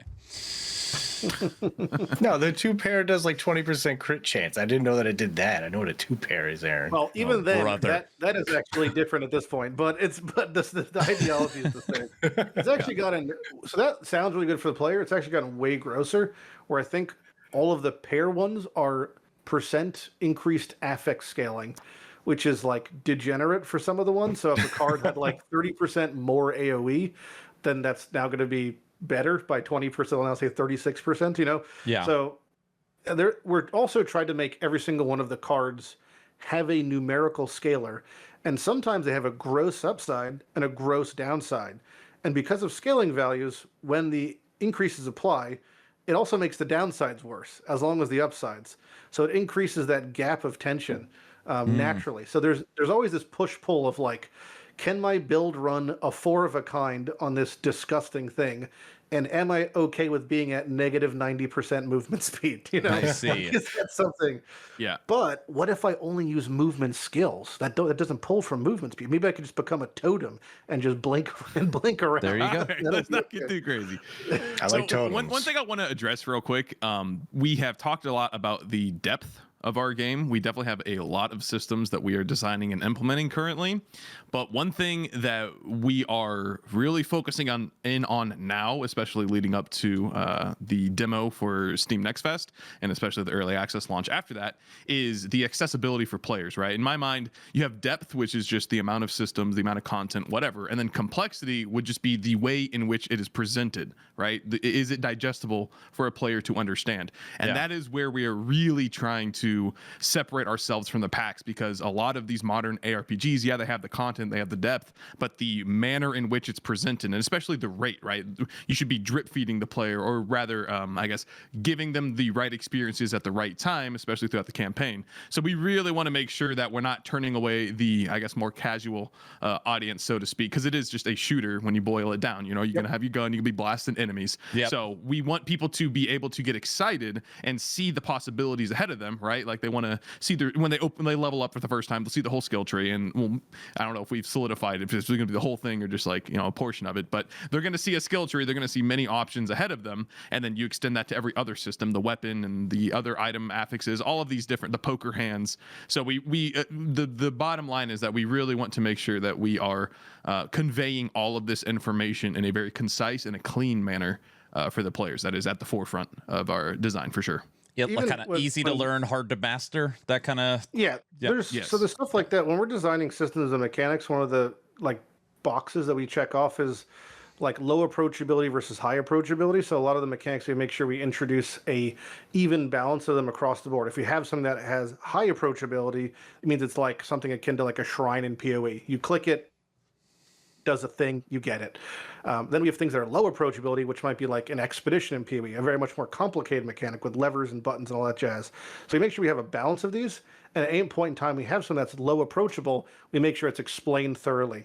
Whether it's through initial introduction to that mechanic, will be from a quest with explanations, with definitions. Yeah. Because we want it to be like, we're going to, you know, delicately hold your hand as we walk you through the game, but, you know, then we'll let go. But to a degree, it's like we have to show these things in a thoughtful manner, because there's a lot of complication with ARPGs, and the barrier of entry can be quite high. That, you know, a game like PoE 2 is getting a lot better. Is like having that more of a tutorial, more of a game guide, something like Ellie example, again, where it's just this giving the players the tools to succeed, and then not having a huge expectation out the gate, so it's like they can just kind of get it. In our game, shooting stuff kills stuff, and that works. So it kind of is just like innate. If you said all 12 weapons can be used by all the classes, what about the skills? So will each class have its own designated skills, or will there be a cross of like some of these skills can be used by both classes? How's that going to work? How much should we say here, Lighty? I can tell you that initially classes have base skills. Okay. And they're set on their skill tree, kind of like Ellie has, with notable expressions and more stuff. Okay. But for every rule that we set, there's typically a masterwork that breaks it. So there's a lot of goofy things that can be done. Sweet. Awesome. So just one example would be you have a skill for the gunslinger. Yep. You drop a masterwork that says plus level to that skill on the gunslinger. Yep. But you can put the weapon on any class, so you can jump to the conclusion. Oh, you could cheese And, it. you know, There's a way to unlock it. having so example just to further that further, we don't have things say just plus levels of a skill, or if we do, the way that it's set up, I believe, is that when you get a base level of a skill, it also unlocks that skill. So if you got +2 levels of fireball, which, by the way, this isn't a skill in our game. If you got +2 levels of fireball, you will now be able to use fireball, and then it'll also have 1 extra level on it. So it's not just. I didn't know you wanted to say that. Yeah, you can do Well, that. that's fine. But I'm saying There you go. there's no. We really wanted to be trying that. There's no dead stats straight up. Like if you get something, you could use it. Most people aren't gonna, play like a Swiss Army knife, 9 buttons. Yeah. Because it's just, it can be a bummer, especially you're moving with WASD. It's like you already have 4 buttons. You got left, right. Okay, cool. You've got 6 buttons you're now kind of using. So it's like that's already a lot. Yeah. Current meta is 1 button or no button. It is what everybody wants currently. Well, you could absolutely do that if you wanted. Yep. Looking at the system requirements on Steam, it looks like it's a pretty beefy game from a visual perspective, at least just looking at this right here. What engine is used for the Dark West? Unreal 5. Unreal 5. Okay. Sweet. Regarding minimum system requirements, we'll have something recommended probably on demo, but the exact skill specs are not out or recommended yet. We're still, every single update we have internally is peppered with optimization that can, and as an example, we just had a skill that we decoupled some of the constraints to it that brought it down from 5 megabytes to like 10 kilobytes or something, which might not sound like a lot. It was 5 gigs. Oh, sorry. Yes. 5 gigs down to 5 megabytes. 5 megabytes. Thank you. So it's like we're always doing little things like that, and we have such a robust skeletal structure of our programming that it really allows us to keep streamlining processes. So we're trying our hardest to make it so some of these games you download these days, like 150 gigs is not crazy, which is like, we're not trying to do that, Yeah. But it's like, I don't know what World of Warcraft is at now, but I think last time I downloaded it was like almost 200 gigs or something. Frosty, where's it at? World of Warcraft right now? It's like 130. 130. But that's if you have one of the versions. If you have classic, you got to add another like 30, and then like some games are really up there. It's like it's getting there. Frosty, I have one more question before I'm ready to move. Oh yeah, go ahead. Can you go in these town? Can you go in the buildings, or are they just static? Or can you not say? There is a we saloon. Want you to. You can go in the saloon. You could go into the saloon. And you will be able to play poker in the saloon. Nice. Yeah, I've got that on the next section questions. So awesome. There's a couple. So if you're a fan of westerns, you've definitely seen Tombstone, of course, and you would know about the famous scenes in the gambling hall where they're playing Pharaoh, which was an old Western card game. So we have poker because that was easy to do in the moment many moons ago. We'd like to have any card games from that time period. And then if we can get that framework in, then we can have all the meme quest expressions of like, there's a poker tournament in town or something like that, or, or there's a unique reward from whatever. So that's on our map. But as far as the other buildings, we have a lot of NPCs we're going to have. Some of them need a home. So they're gonna be in places for sure. It's very low on the priority list, right? We have a lot of their stuff we have to try and get in for the demo. I totally get it. All right. Moving to the final scene for today's Town Portal podcast, we are putting the developers between 2 portals. All right. Whoa. Now you guys are in trouble. So, give him a kiss. Yeah, there you go. So for the audience and the Dark West team, this scene is meant to be a little more fun, very shorter questions, quick answers. So more like me and Frosty are just going to ping back and forth. Either of you can jump in and answer. It's like fast money. So we're going to go back and you'll get it. Frosty, you could go first. Okay.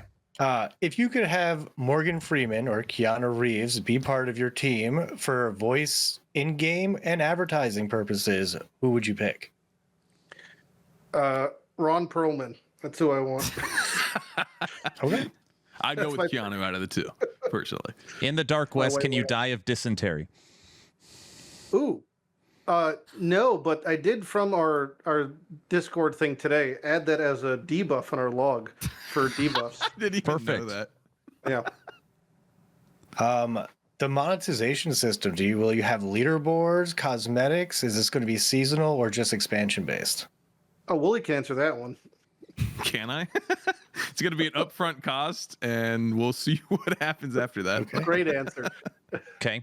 I can't believe how often this question was asked to me by my community. Is there any chance for cowboys versus aliens? Well, that's a great question because of the famous Daniel Craig movie with Olivia Munn, Cowboys and Aliens. No, we're not having aliens. Okay. Okay. Oh, okay. Your classes, will they be customizable or preset like last Epoch? Preset. Preset. Okay. So no boob slider. No. Okay. No, there's not He for now, but I paused. will I'm very say, disappointed yeah, about no, that but I will say that the definitely we're thinking forward of having as class options there being female facing ones, and then having that be maybe something on the radar depending on how difficult the model adjusting is, because it's just a matter of redoing rigging, animations, etc. So we absolutely want that. It's just again quite low priority. In isometric action RPGs, a lot of time you drink a health pot to get back life. Is there any thoughts in this game to drink a whiskey pot? Oh, baby. There's no way that has not been discussed. There's no. It's the opposite. It's a system in game. Alcohol is a system. Alcohol is a in whole game. system. Yep. It's What? Our Yep. game is kind of like PoE flasks. We have alcohol. There's a lot of alcohols. Yep. Matter of fact, and there's potency levels, intensity, intoxication factor. We're It's all- ironing yeah. out the details. This is still No pretty early on. We have to freaking way. revise. Yeah, Wow. we have I a will whole say, system for it. like, I'll give you one little micro spoiler, which would, because it's probably not going to be able to stay in the game. But one of the downsides of reaching almost ultimate drunkenness in your intoxication factor was not only blacking out your screen, but also inverting your controls.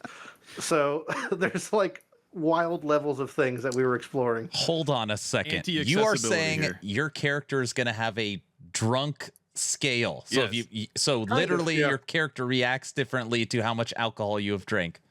Oh yeah, this just starts becoming a deep. I mean, if you drink 2 bottles of whiskey, you're gonna be face down. Yeah. I love that. Okay, that was a great question. Awesome. Is there any weird or funny bug you encountered while creating the game? No, none. It's been Perfect. perfect, smooth sailing, Flawless. honestly. Got it. One of the ones that we couldn't figure out for weeks was there was some combination of opening your inventory while clicking on stuff that would make you move like 4,000 Unreal units per second, and we couldn't figure out why you were getting Omega speed, and then it would just turn off. It was really strange, but Okay. that's gone now, sadly. Yep. Now, in a game that has cowboys, what about cowgirls? We're inclusive. There's We definitely love the women. there's women, yeah. There's women. It's Marriage? definitely on the radar. Marriage. Whoa, okay, buddy. Whoa, we're not Consensually, trying to be yes. Red Dead. Consensually, oh my god. Yeah, consensual. Well, just to go back to the woman thing for a second. There was like some beyond famous women in the West, right? So not only you have the Annie Oakleys, but you have like women like Stagecoach Mary. And comes from just doing research as the first African American postal worker who rode around on a stagecoach with her dog and then a rifle. It's like one of the most badass things you can imagine. So there's like so many great examples of famous women in the West that we would love to emulate, if not in a quest in some way. Okay. F, Marry, Kill. Diablo 3, Diablo 4, Diablo Immortal. Oh god. Lighty, go ahead. I just want to marry Diablo Immortal 3 times. Okay. I want to remortgage my house and then just spend it all Perfect. on Diablo Immortal. It's my favorite game. Can you pet a dog in your game? Pet a dog. These are the mean, questions. We can These put are- a stray dog in the town. I mean, why not? Yeah, we have a You little can go, like in it's RuneScape and just like Balrog. RuneScape, yeah. Yeah. Do the stray dog. Yep. Technically speaking, it's kind of a bummer, but there are dog enemy types. Mhm, So that's true. you can shoot them. A coyote. Maybe it'll Oh, be yeah. a bounty or a side quest. You know, rescue the little pupper Yeah, from. there you go. Lassie's fell down a well. We'll do Yeah. that. There you go. Console when? Oh, Controller mean- support, as he said, it's being worked on. So yeah. not We'd out love, of the realm we'd of love to. possibilities. I can't say any of the details, but a talk that we had at some point in time, in a recent amount of time, was about console stuff. So Very recent. very recent. So it's definitely something we're absolutely on our radar because we love to present the game to console. I think it would be perfect for console. Yeah. Okay. Are there going to be any uses for a rope? There Like, will be ropes in game. so they talked about well, I guess ropes, whips, hangings, stuff like that. Oh, there's people get hung. Yeah. Okay. People get hung. People get things way worse done to them than that. Okay. But yeah, there's like, we have a gallows as like a set dressing. There's a couple interactables. I mean, there's just people just dead hanging from gallows in certain levels. Bummer. But yeah. Will there be a dodge in the game? Oh yeah. Yeah. Your standard space bar is a dodge Okay. that is, I would say, softly used mostly in like what Woolie described as the intentional encounters, like the 30%. Those where it matters the most. In like the horde clearing setting, it's more used probably as a movement skill. But every class gets a movement skill that overrides their dodge, and is like a exaggerated version of that that's thematic to the class. So if there was a class, this is not in the game, if there was a class that was an ice mage, then they would do like an ice blink or something. Got it. That's like a their slide example. or something. Sure. That's cool. Cow level. Secret level of any kind. Maybe. Maybe. We said Wait, there's gonna be maybe? things around nooks and crannies. I mean, we're gonna There's put stuff there's there. a cow level singular in a way. There's a if cow you- in a level. Yes, there is. If you were betting on a boxing match between Jonathan Rogers and Rod Ferguson, who would you bet on?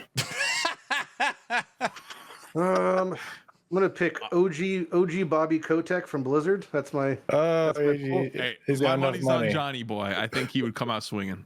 Okay. yeah. Jonathan's got a lot of pent up, I think, aggression. He's gonna let it loose. Yes. As a man who's met him in real life, I think he would rip his head off. I think he'd really. Oh, do it Lighty's good. got a couple stories about that. Oh boy. Can't share say them. those. I can't say those. on What stream. are those stories? No. No. Answer, Sorry, I should've no. brought it up. Yes. Any plan for set items in the game? No. Okay. Well, so it's not. Short answers, Lighty. Short answers. No, I can't not answer things fully. No, we don't have any set for EA especially, but Okay. it's one of those things where I've got a document that I wrote up that hypothetically has some things. Yes. Frosty, I have Other one than more. AR, oh, I got like 4 more. Okay. So You I'll keep go. going. You're good. I'm doing Other fine. than ARPGs, what genres of games do you like? RuneScape. I'm playing RuneScape right now. I've been playing the entire podcast. Nice. I have a problem and I can't stop. That's okay. Well, farm. Chopping wood. The actual answer is we have a lot of different experience on the team. A lot of people have very much different games. I play a lot of Sure. roguelike games. But yeah, I'd say like shooters God are a likes huge D&D one a as well. lot. He's a big D&D There you guy. go. Pathfinder, Claire Obscura. Nice. Yeah, there's no shortage of games that we play amongst us. Nice. Farming in the Dark West. What about it? Well, we don't have it. I mean, We don't have it, that's for sure. no, Okay. there's not a lot of like most things we have that are interactions or events. You're murdering something. Like Yeah.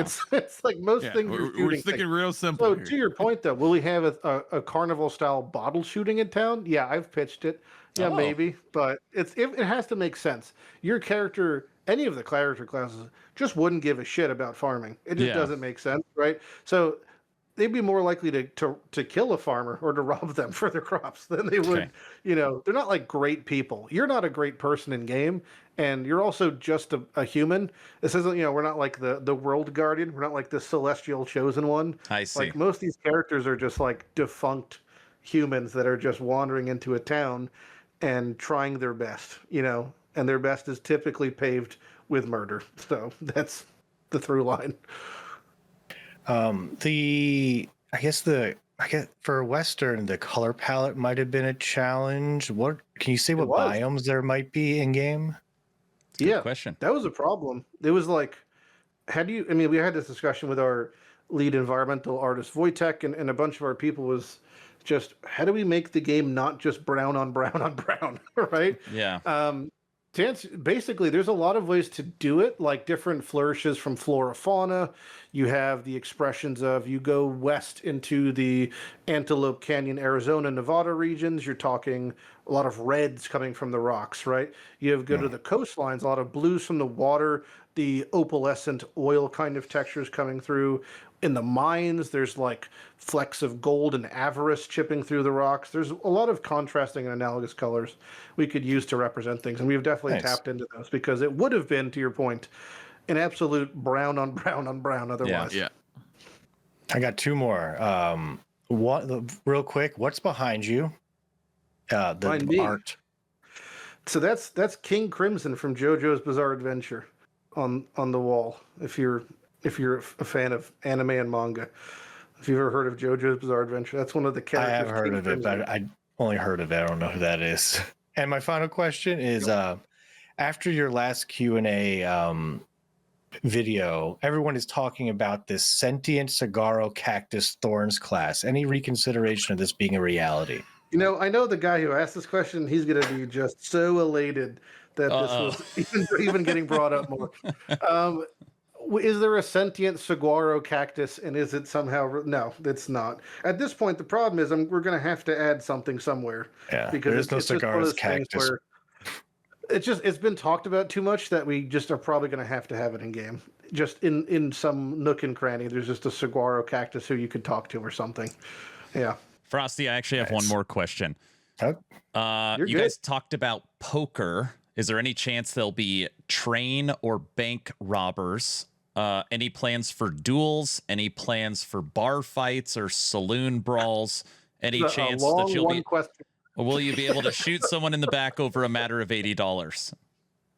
$80 would have been an insane amount of money in 1872. First off, so train robbing, possibly. Okay. Bank robbing, probably. Duels. Bar fighting, dueling, almost definitely, but probably not with other players, but in some quester capacity. Was there a fourth question? That one question? I No, think that was all of them. That's all I've got, Frosty. yeah. I mean, that's it. I don't have. I can just make up stuff. The wanted people. When you're trying to fight one of the wanted people, can they bribe you to not kill them? Interesting. Some of them aren't necessarily people, so Yeah. You gotta get rid of those Some of them are ones. cactuses. We could probably, Yeah. We could have something like that. It's not a bad idea. The idea, like when they were to, I'm just gonna throw numbers out, but if they reached like 20%, does it fall? Stop combat, put a prompt up, say, I'll give you $100, which again would be crazy at the time. Give you $100 to bribe you off, like maybe, and then otherwise maybe they hit an enrage then or something. Like we could definitely engage with a mechanic like that. Okay. Lighty and Woolie, you have officially survived being between two portals. Now, for the end of the podcast, we normally just do a 5 or 10 minute Q&A with the audience if anybody has any questions for you, and then we wrap up. Is that good? sure. Yeah, you're good, man. All right, switching back to the first scene. Now, everybody in the audience, we always do our best to ask any question that has not already been answered. Do not be disrespected if me and Frosty do not ask the devs your question. We will have all the social links to their Discord if you want to head over and ask them there. I'm sure that you could get your question answered. But We have even a pretty active Q&A in our community Discord, and I answer literally on my phone every hour on the hour. I'm about to say, There you go. Lighty's addicted. He's I'm always addicted. on. Yeah, I don't like questions going unanswered, so. okay. And kind All of right. like between two portals, like there's going to be a ton of questions, so you could feel free to give short answers if you Is there a day or night cycle? So there isn't right now, but we absolutely want one. Okay. I want one because I want to. I love the idea of different enemies being out at different times of the day. The problem is it's actually a tricky thing to mitigate like FOMO for, because if Yeah. there was a beneficial set of enemies at night, then you would like, I'm gonna wait in town or have to go sleep to change time. And that's like a level of annoyance that wouldn't necessarily be appropriate. So I think more likely we'll probably represent it in a static form as you progress through the quest of the game, where it's like, oh, you've changed zones, now it's just night for the zone. I think that's a better way to do it. Okay. Yep. Any plans for hideouts? You know PoE, so that's a PoE question. Yeah. No. Right now. Okay. What does a royal flush currently do? Not gonna tell you, but it's really, really, really What would you good. like to know? Right. It'll be very good. Item sockets. Oh, like jewel sockets? Like I guess? socketables for your gear. No, not inherently. No. Not inherently. Okay. But There's, remember like, those class-specific things we mentioned earlier on? Some classes will be able to manipulate specific components of their items. Yeah. Okay. And also, same with Masterworks. For every rule, there is an exception somewhere, Yes. probably. Yep.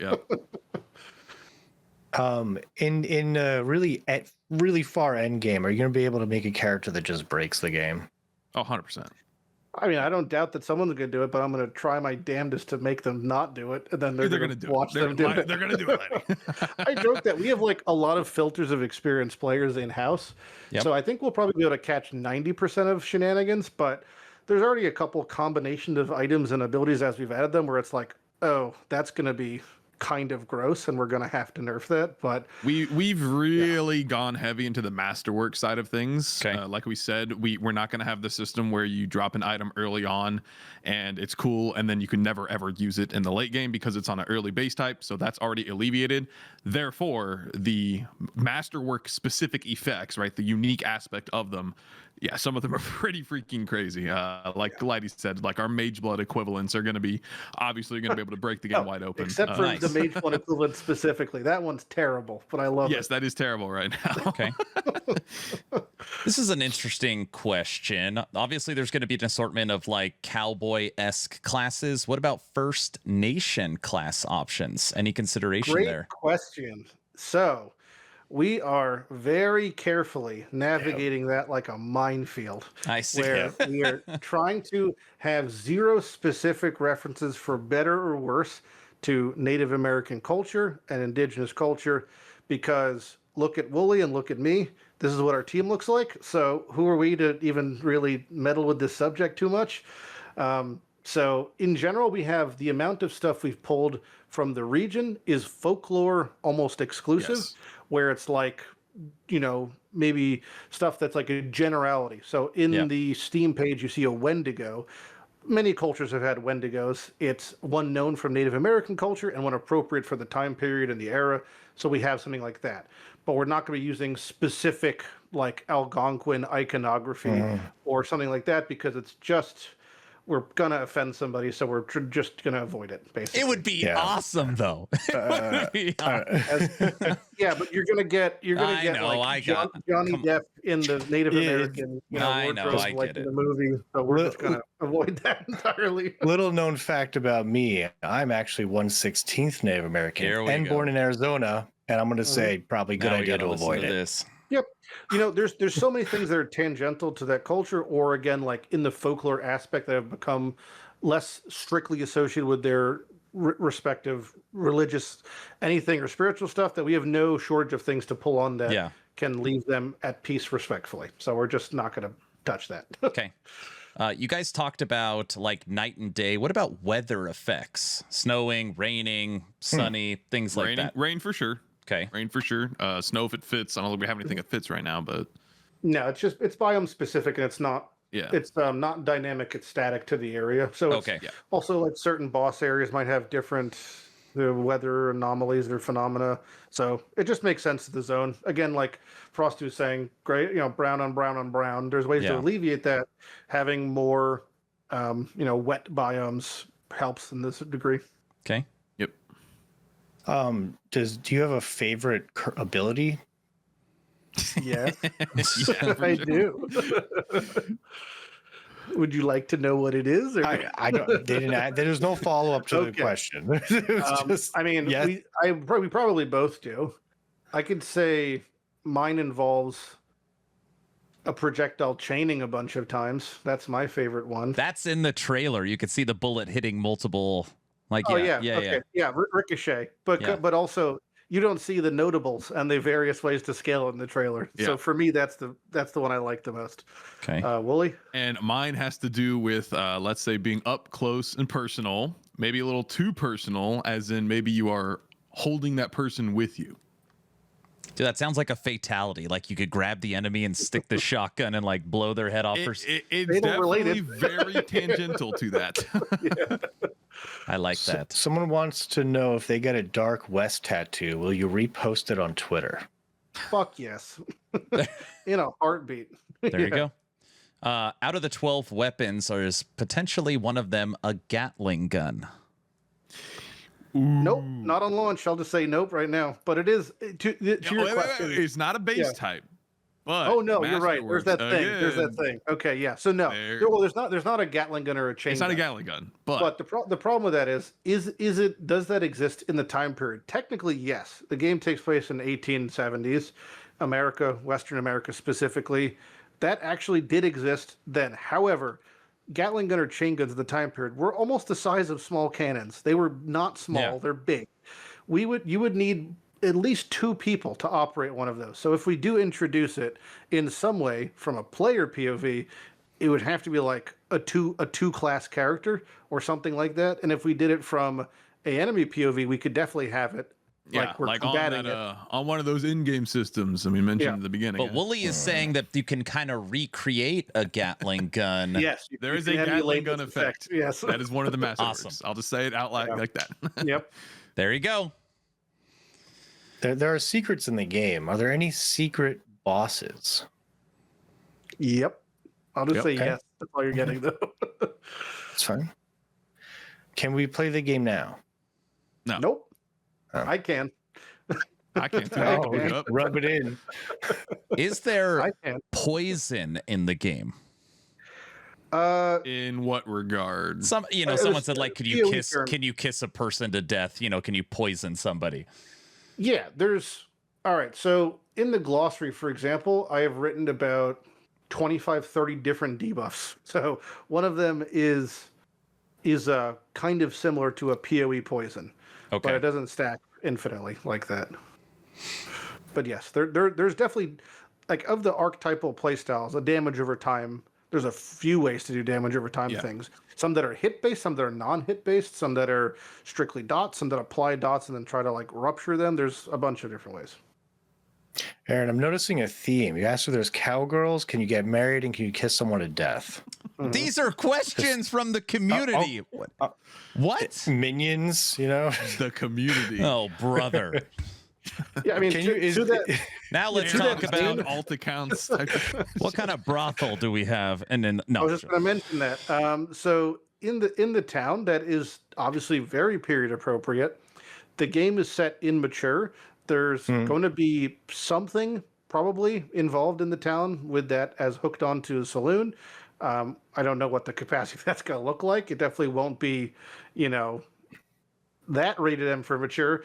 But even in the cinematic, which we can't show you or talk about, there are themes of sexual natures and stuff. It's part of the game. It's explicit. Let's just say. Okay. oh, brother. Okay. But you're not going to be in the back of your San Andreas GTA car and it's going to be bouncing up and down. That's not happening. No. Okay. Now you guys Still an said, ARPG. Yes. now you guys said no minion builds right now, but what about like on the topic of a Gatling gun, maybe like a turret, like a sentry style weapon? Well, we're not steampunk. We're going away from high fantasy and away from steampunk. Totem. It would, if Sentry. there's a way to explain it. Crossbow. Well, I'll give you a yes and. What would make more sense, because again, exaggerations of period appropriate things, is trappers were very appropriate at the time. That would work. There being a trapper class would make more sense, or having trapper abilities. Do we have that at the moment? Nope. No. Is that something we're exploring in the background deeply? But it's like that would be an example of an alternate playstyle that we could represent. Totems would be leaning way more occult. We're going to start slower versus faster when it comes to leaning into magic systems and it's in the worldscape. Okay. So as the game progresses, I'm sure that'll ramp up as a byproduct of just having to expand. So yeah, we might have something like a totem eventually, but it would be probably more represented as a trap or something that is branded into a rune and then thrown or something, Yeah. Or a specific modification to a skill or a masterwork effect, not necessarily an entire archetype built around it. Okay. There's so many good questions here, Frosty. Do you got one? Can I name my character anything I want, like John Wayne? So it's not online, it's not multiplayer, so no one's going to see it but you. However, we're going to have the option to name your character, but it'll just be naming your save, kind of, because the class and the character already has a name and a backstory. Got it. So just an example of that is the Gunslinger class. His name is Kane, and he has lore written about him and quests and all that sort of stuff. The other character classes also have names and lore and backgrounds. Okay. Is Kane because of Deckard Kane? Is it a callback to Diablo? You'd have to ask Kevin that one. I can get an answer for you somewhere, but I think I don't know the exact maybe Legacy of Kane, maybe. We have a ROG namesake. Rupert ROG. Is that what it was? We do have a mechanic named after ROG and PoE. Yeah. Okay. I noticed attribute requirements on some gear, and someone's asking, are attributes manually set? Neither. That is old in the UI, Very and there old. were no attributes in game. Okay. We thought it basically didn't. It didn't help. It didn't solve anything, so we just scrapped it. No attributes. Considering there's no co-op at launch or single player, is modding allowed? It's a great question. So currently in the EULA, we have written for early access that we're not allowing modding, but that might change post-demo. And I don't see any scenario where after 1.0 we don't allow and encourage modding to continue the community and that growth. Okay. Especially coming from games like Grim Dawn or Torchlight, whatever. That was like Diablo, that was a very prominent part of it. Yeah. But we want people to play the intended experience at least for the demo for the EA and maybe a little bit after 1.0. But that's like absolutely something on our radar. Like we're cognizant of that being a massive community part. We're definitely not against mods at all. It's just realistically right now, it doesn't make a lot of sense. Okay. I can't believe this didn't come up in the last 2 days as I've been preparing for this. Dynamite. Is there like bombs? Can you use dynamite in the game? Oh yeah. There is dynamite in the game. Yes. Okay. But like usable, like for a quest, or like I could toss dynamite. I didn't answer that, but I did say there is dynamite in the game. Okay. Got it. That works. But I will say this. If we write code, rig, model, VFX, SFX for any asset we're giving an enemy or a boss, you're damn well sure that we're going to be at one point using it for a player, because these things take time and resources to make, and it would be foolish to not double dip all of our time and resources of course. as of such. So we'll, you'll notice that like in early PoE, boss abilities are going to be the same as maybe a character ability with all of the emissions and parameters changed and the color changed, the effect changed, but the base model might technically be the same as something you use. Okay. As you guys stated, June Next Fest demo is the goal. You have a game currently out, Titan Quest 2, that is in early access, and they are doing like slices. Here is a polished Act 1 drop. Here's a polished Act 2, Act 3, new class. Now, obviously, we don't have a crystal ball about what the future looks like, but if everything goes well, good, like received well, is that kind of the idea that the Dark West team is thinking? Demo to early access and then drop chunks? Yeah, that's kind of like the model our game director Kevin was initially trying to emulate, was the Titan Quest 2 business model for releasing, because I think it works well. Yep. It gives players an idea of what's going on, and it's like, we're just doing ours with much more content and a full end game, basically, because it's much more akin to that old school ARPG coming from veterans like us, where it's again, it would just be like a disservice if we didn't release it with some sort of end game and much more, so our initial intention may have been like a 10-hour EA, and now it's like, yeah, it's a 10-hour campaign maybe, but you're going to be sinking 100 hours into end game, and you're going to want to play another 100 after that. So it's... I love that. Yeah. And part of it too is the scope, right? Because we are foregoing intentionally multiplayer at the time, or at this time, and that just saves so many things that we have to think about, and resources and planning and all of that. So it really lets us focus in on the nitty gritty, on what actually matters in an action RPG, which is, killing stuff, getting loot, and is there compelling content to back it all up? Can you actually challenge and test your character? That's what we're more concerned about for early access. Now, you did say for the time being you're forgoing multiplayer. Does that mean that is still on the table for the future? Obviously, with the successful for launch. Sure, yeah, it'd be ridiculous if we said no outright to multiplayer, right? But that is definitely one of those things that we have to just wait and see what is the response from the community. Even post demo, we can start kind of navigating that. But really, post early access, and especially 1.0, is when we'll just look at all the feedback, look at what's coming in, and then obviously revenue. I mean, that's a huge part of it too. Let's be real. Like you can't just implement multiplayer, have all these servers, all these interactions, and just boom, they're there. We have to make it work. One of the examples of multiplayer, just to clarify, like what we could do. When we say multiplayer, that could represent itself in a few ways. Right. It could be something like one of our endgame mechanics has a queue system where you could play with a friend, and then items drop soulbound or account bound. So we can enable the vibe and the fun of multiplayer, but much less of a bandwidth and server load on our part. And also, we don't have to deal with the trading system. So it's like whatever you drop with your friends, you both can use, but it's never getting out of that, scenario. So we could keep the sanctity of like what would be our intended progression and no trade, but you could still like vibe with your friends in the end game. Like we might pursue something like that, for example. There's a game called Dwarven Realms that I've played a ton of, and Dwarven Realms, same. Yeah. Dwarven Realms has a crazy like leaderboard ladder, but the game's technically not multiplayer. It's single. You can't co-op, but there's like tons of multiplayer elements. Yeah.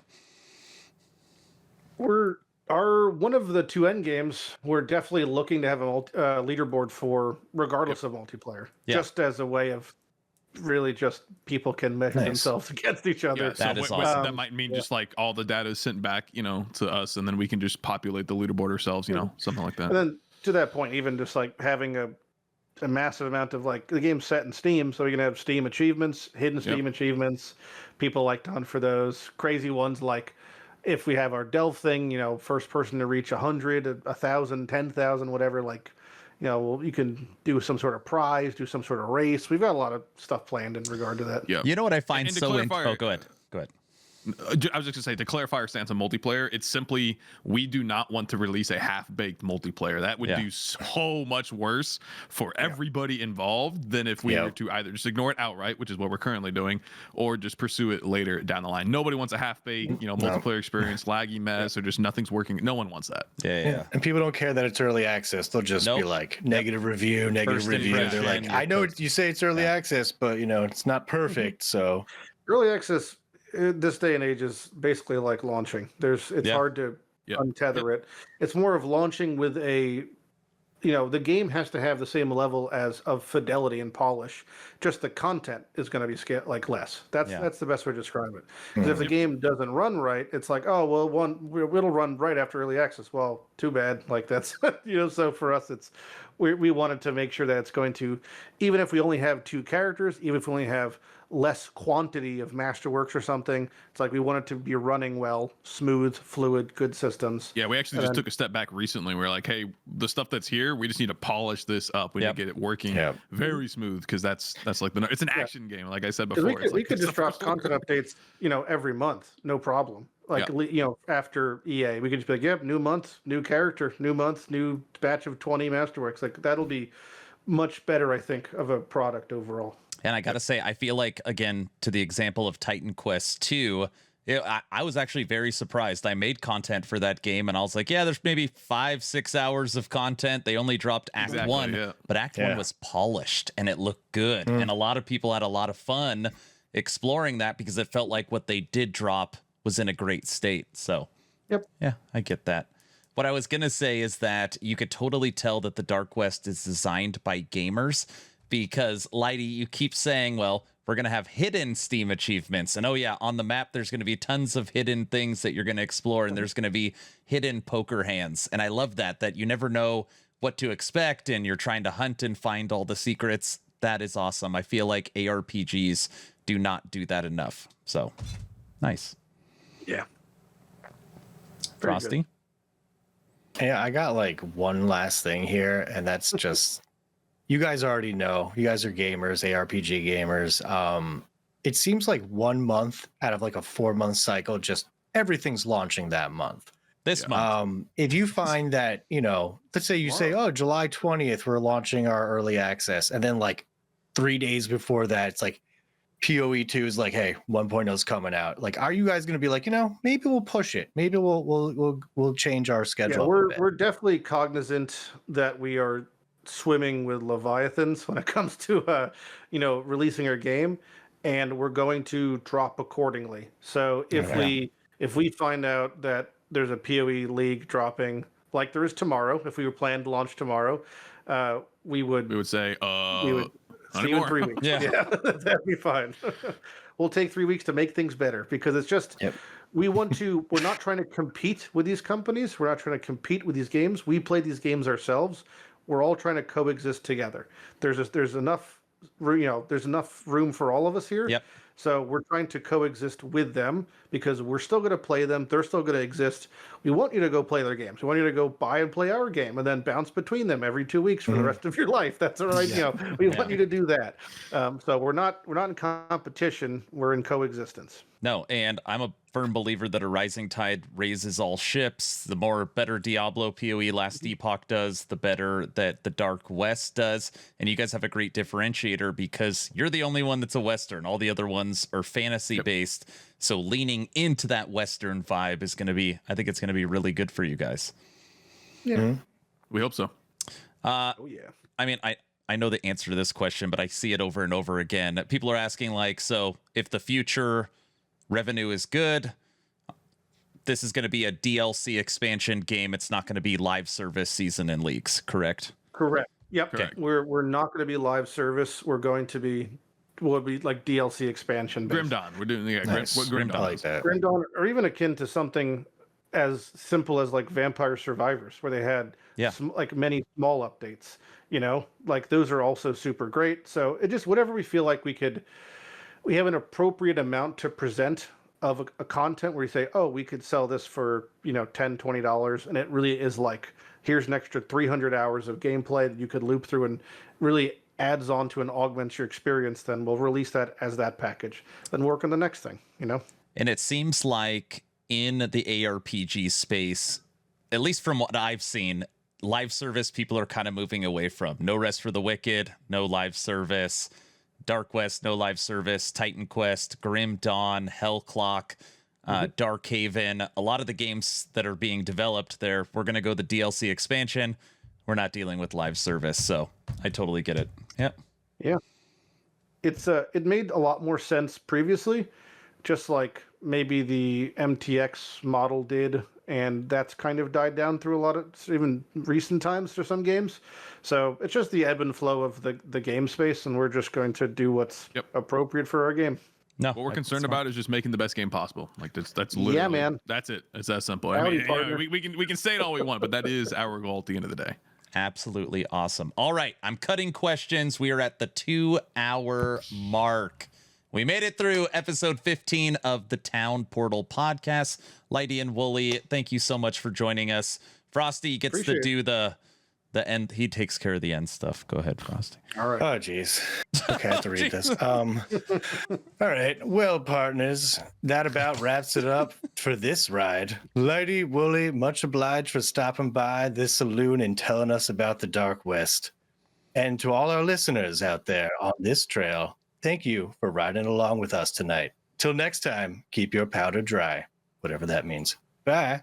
Bye. See you guys. Thank you. Town Portal Podcast, where the gamers unite, along with Aaron and Frosty. We're taking flight, tune in, level up, turn the quest in the world of action. We're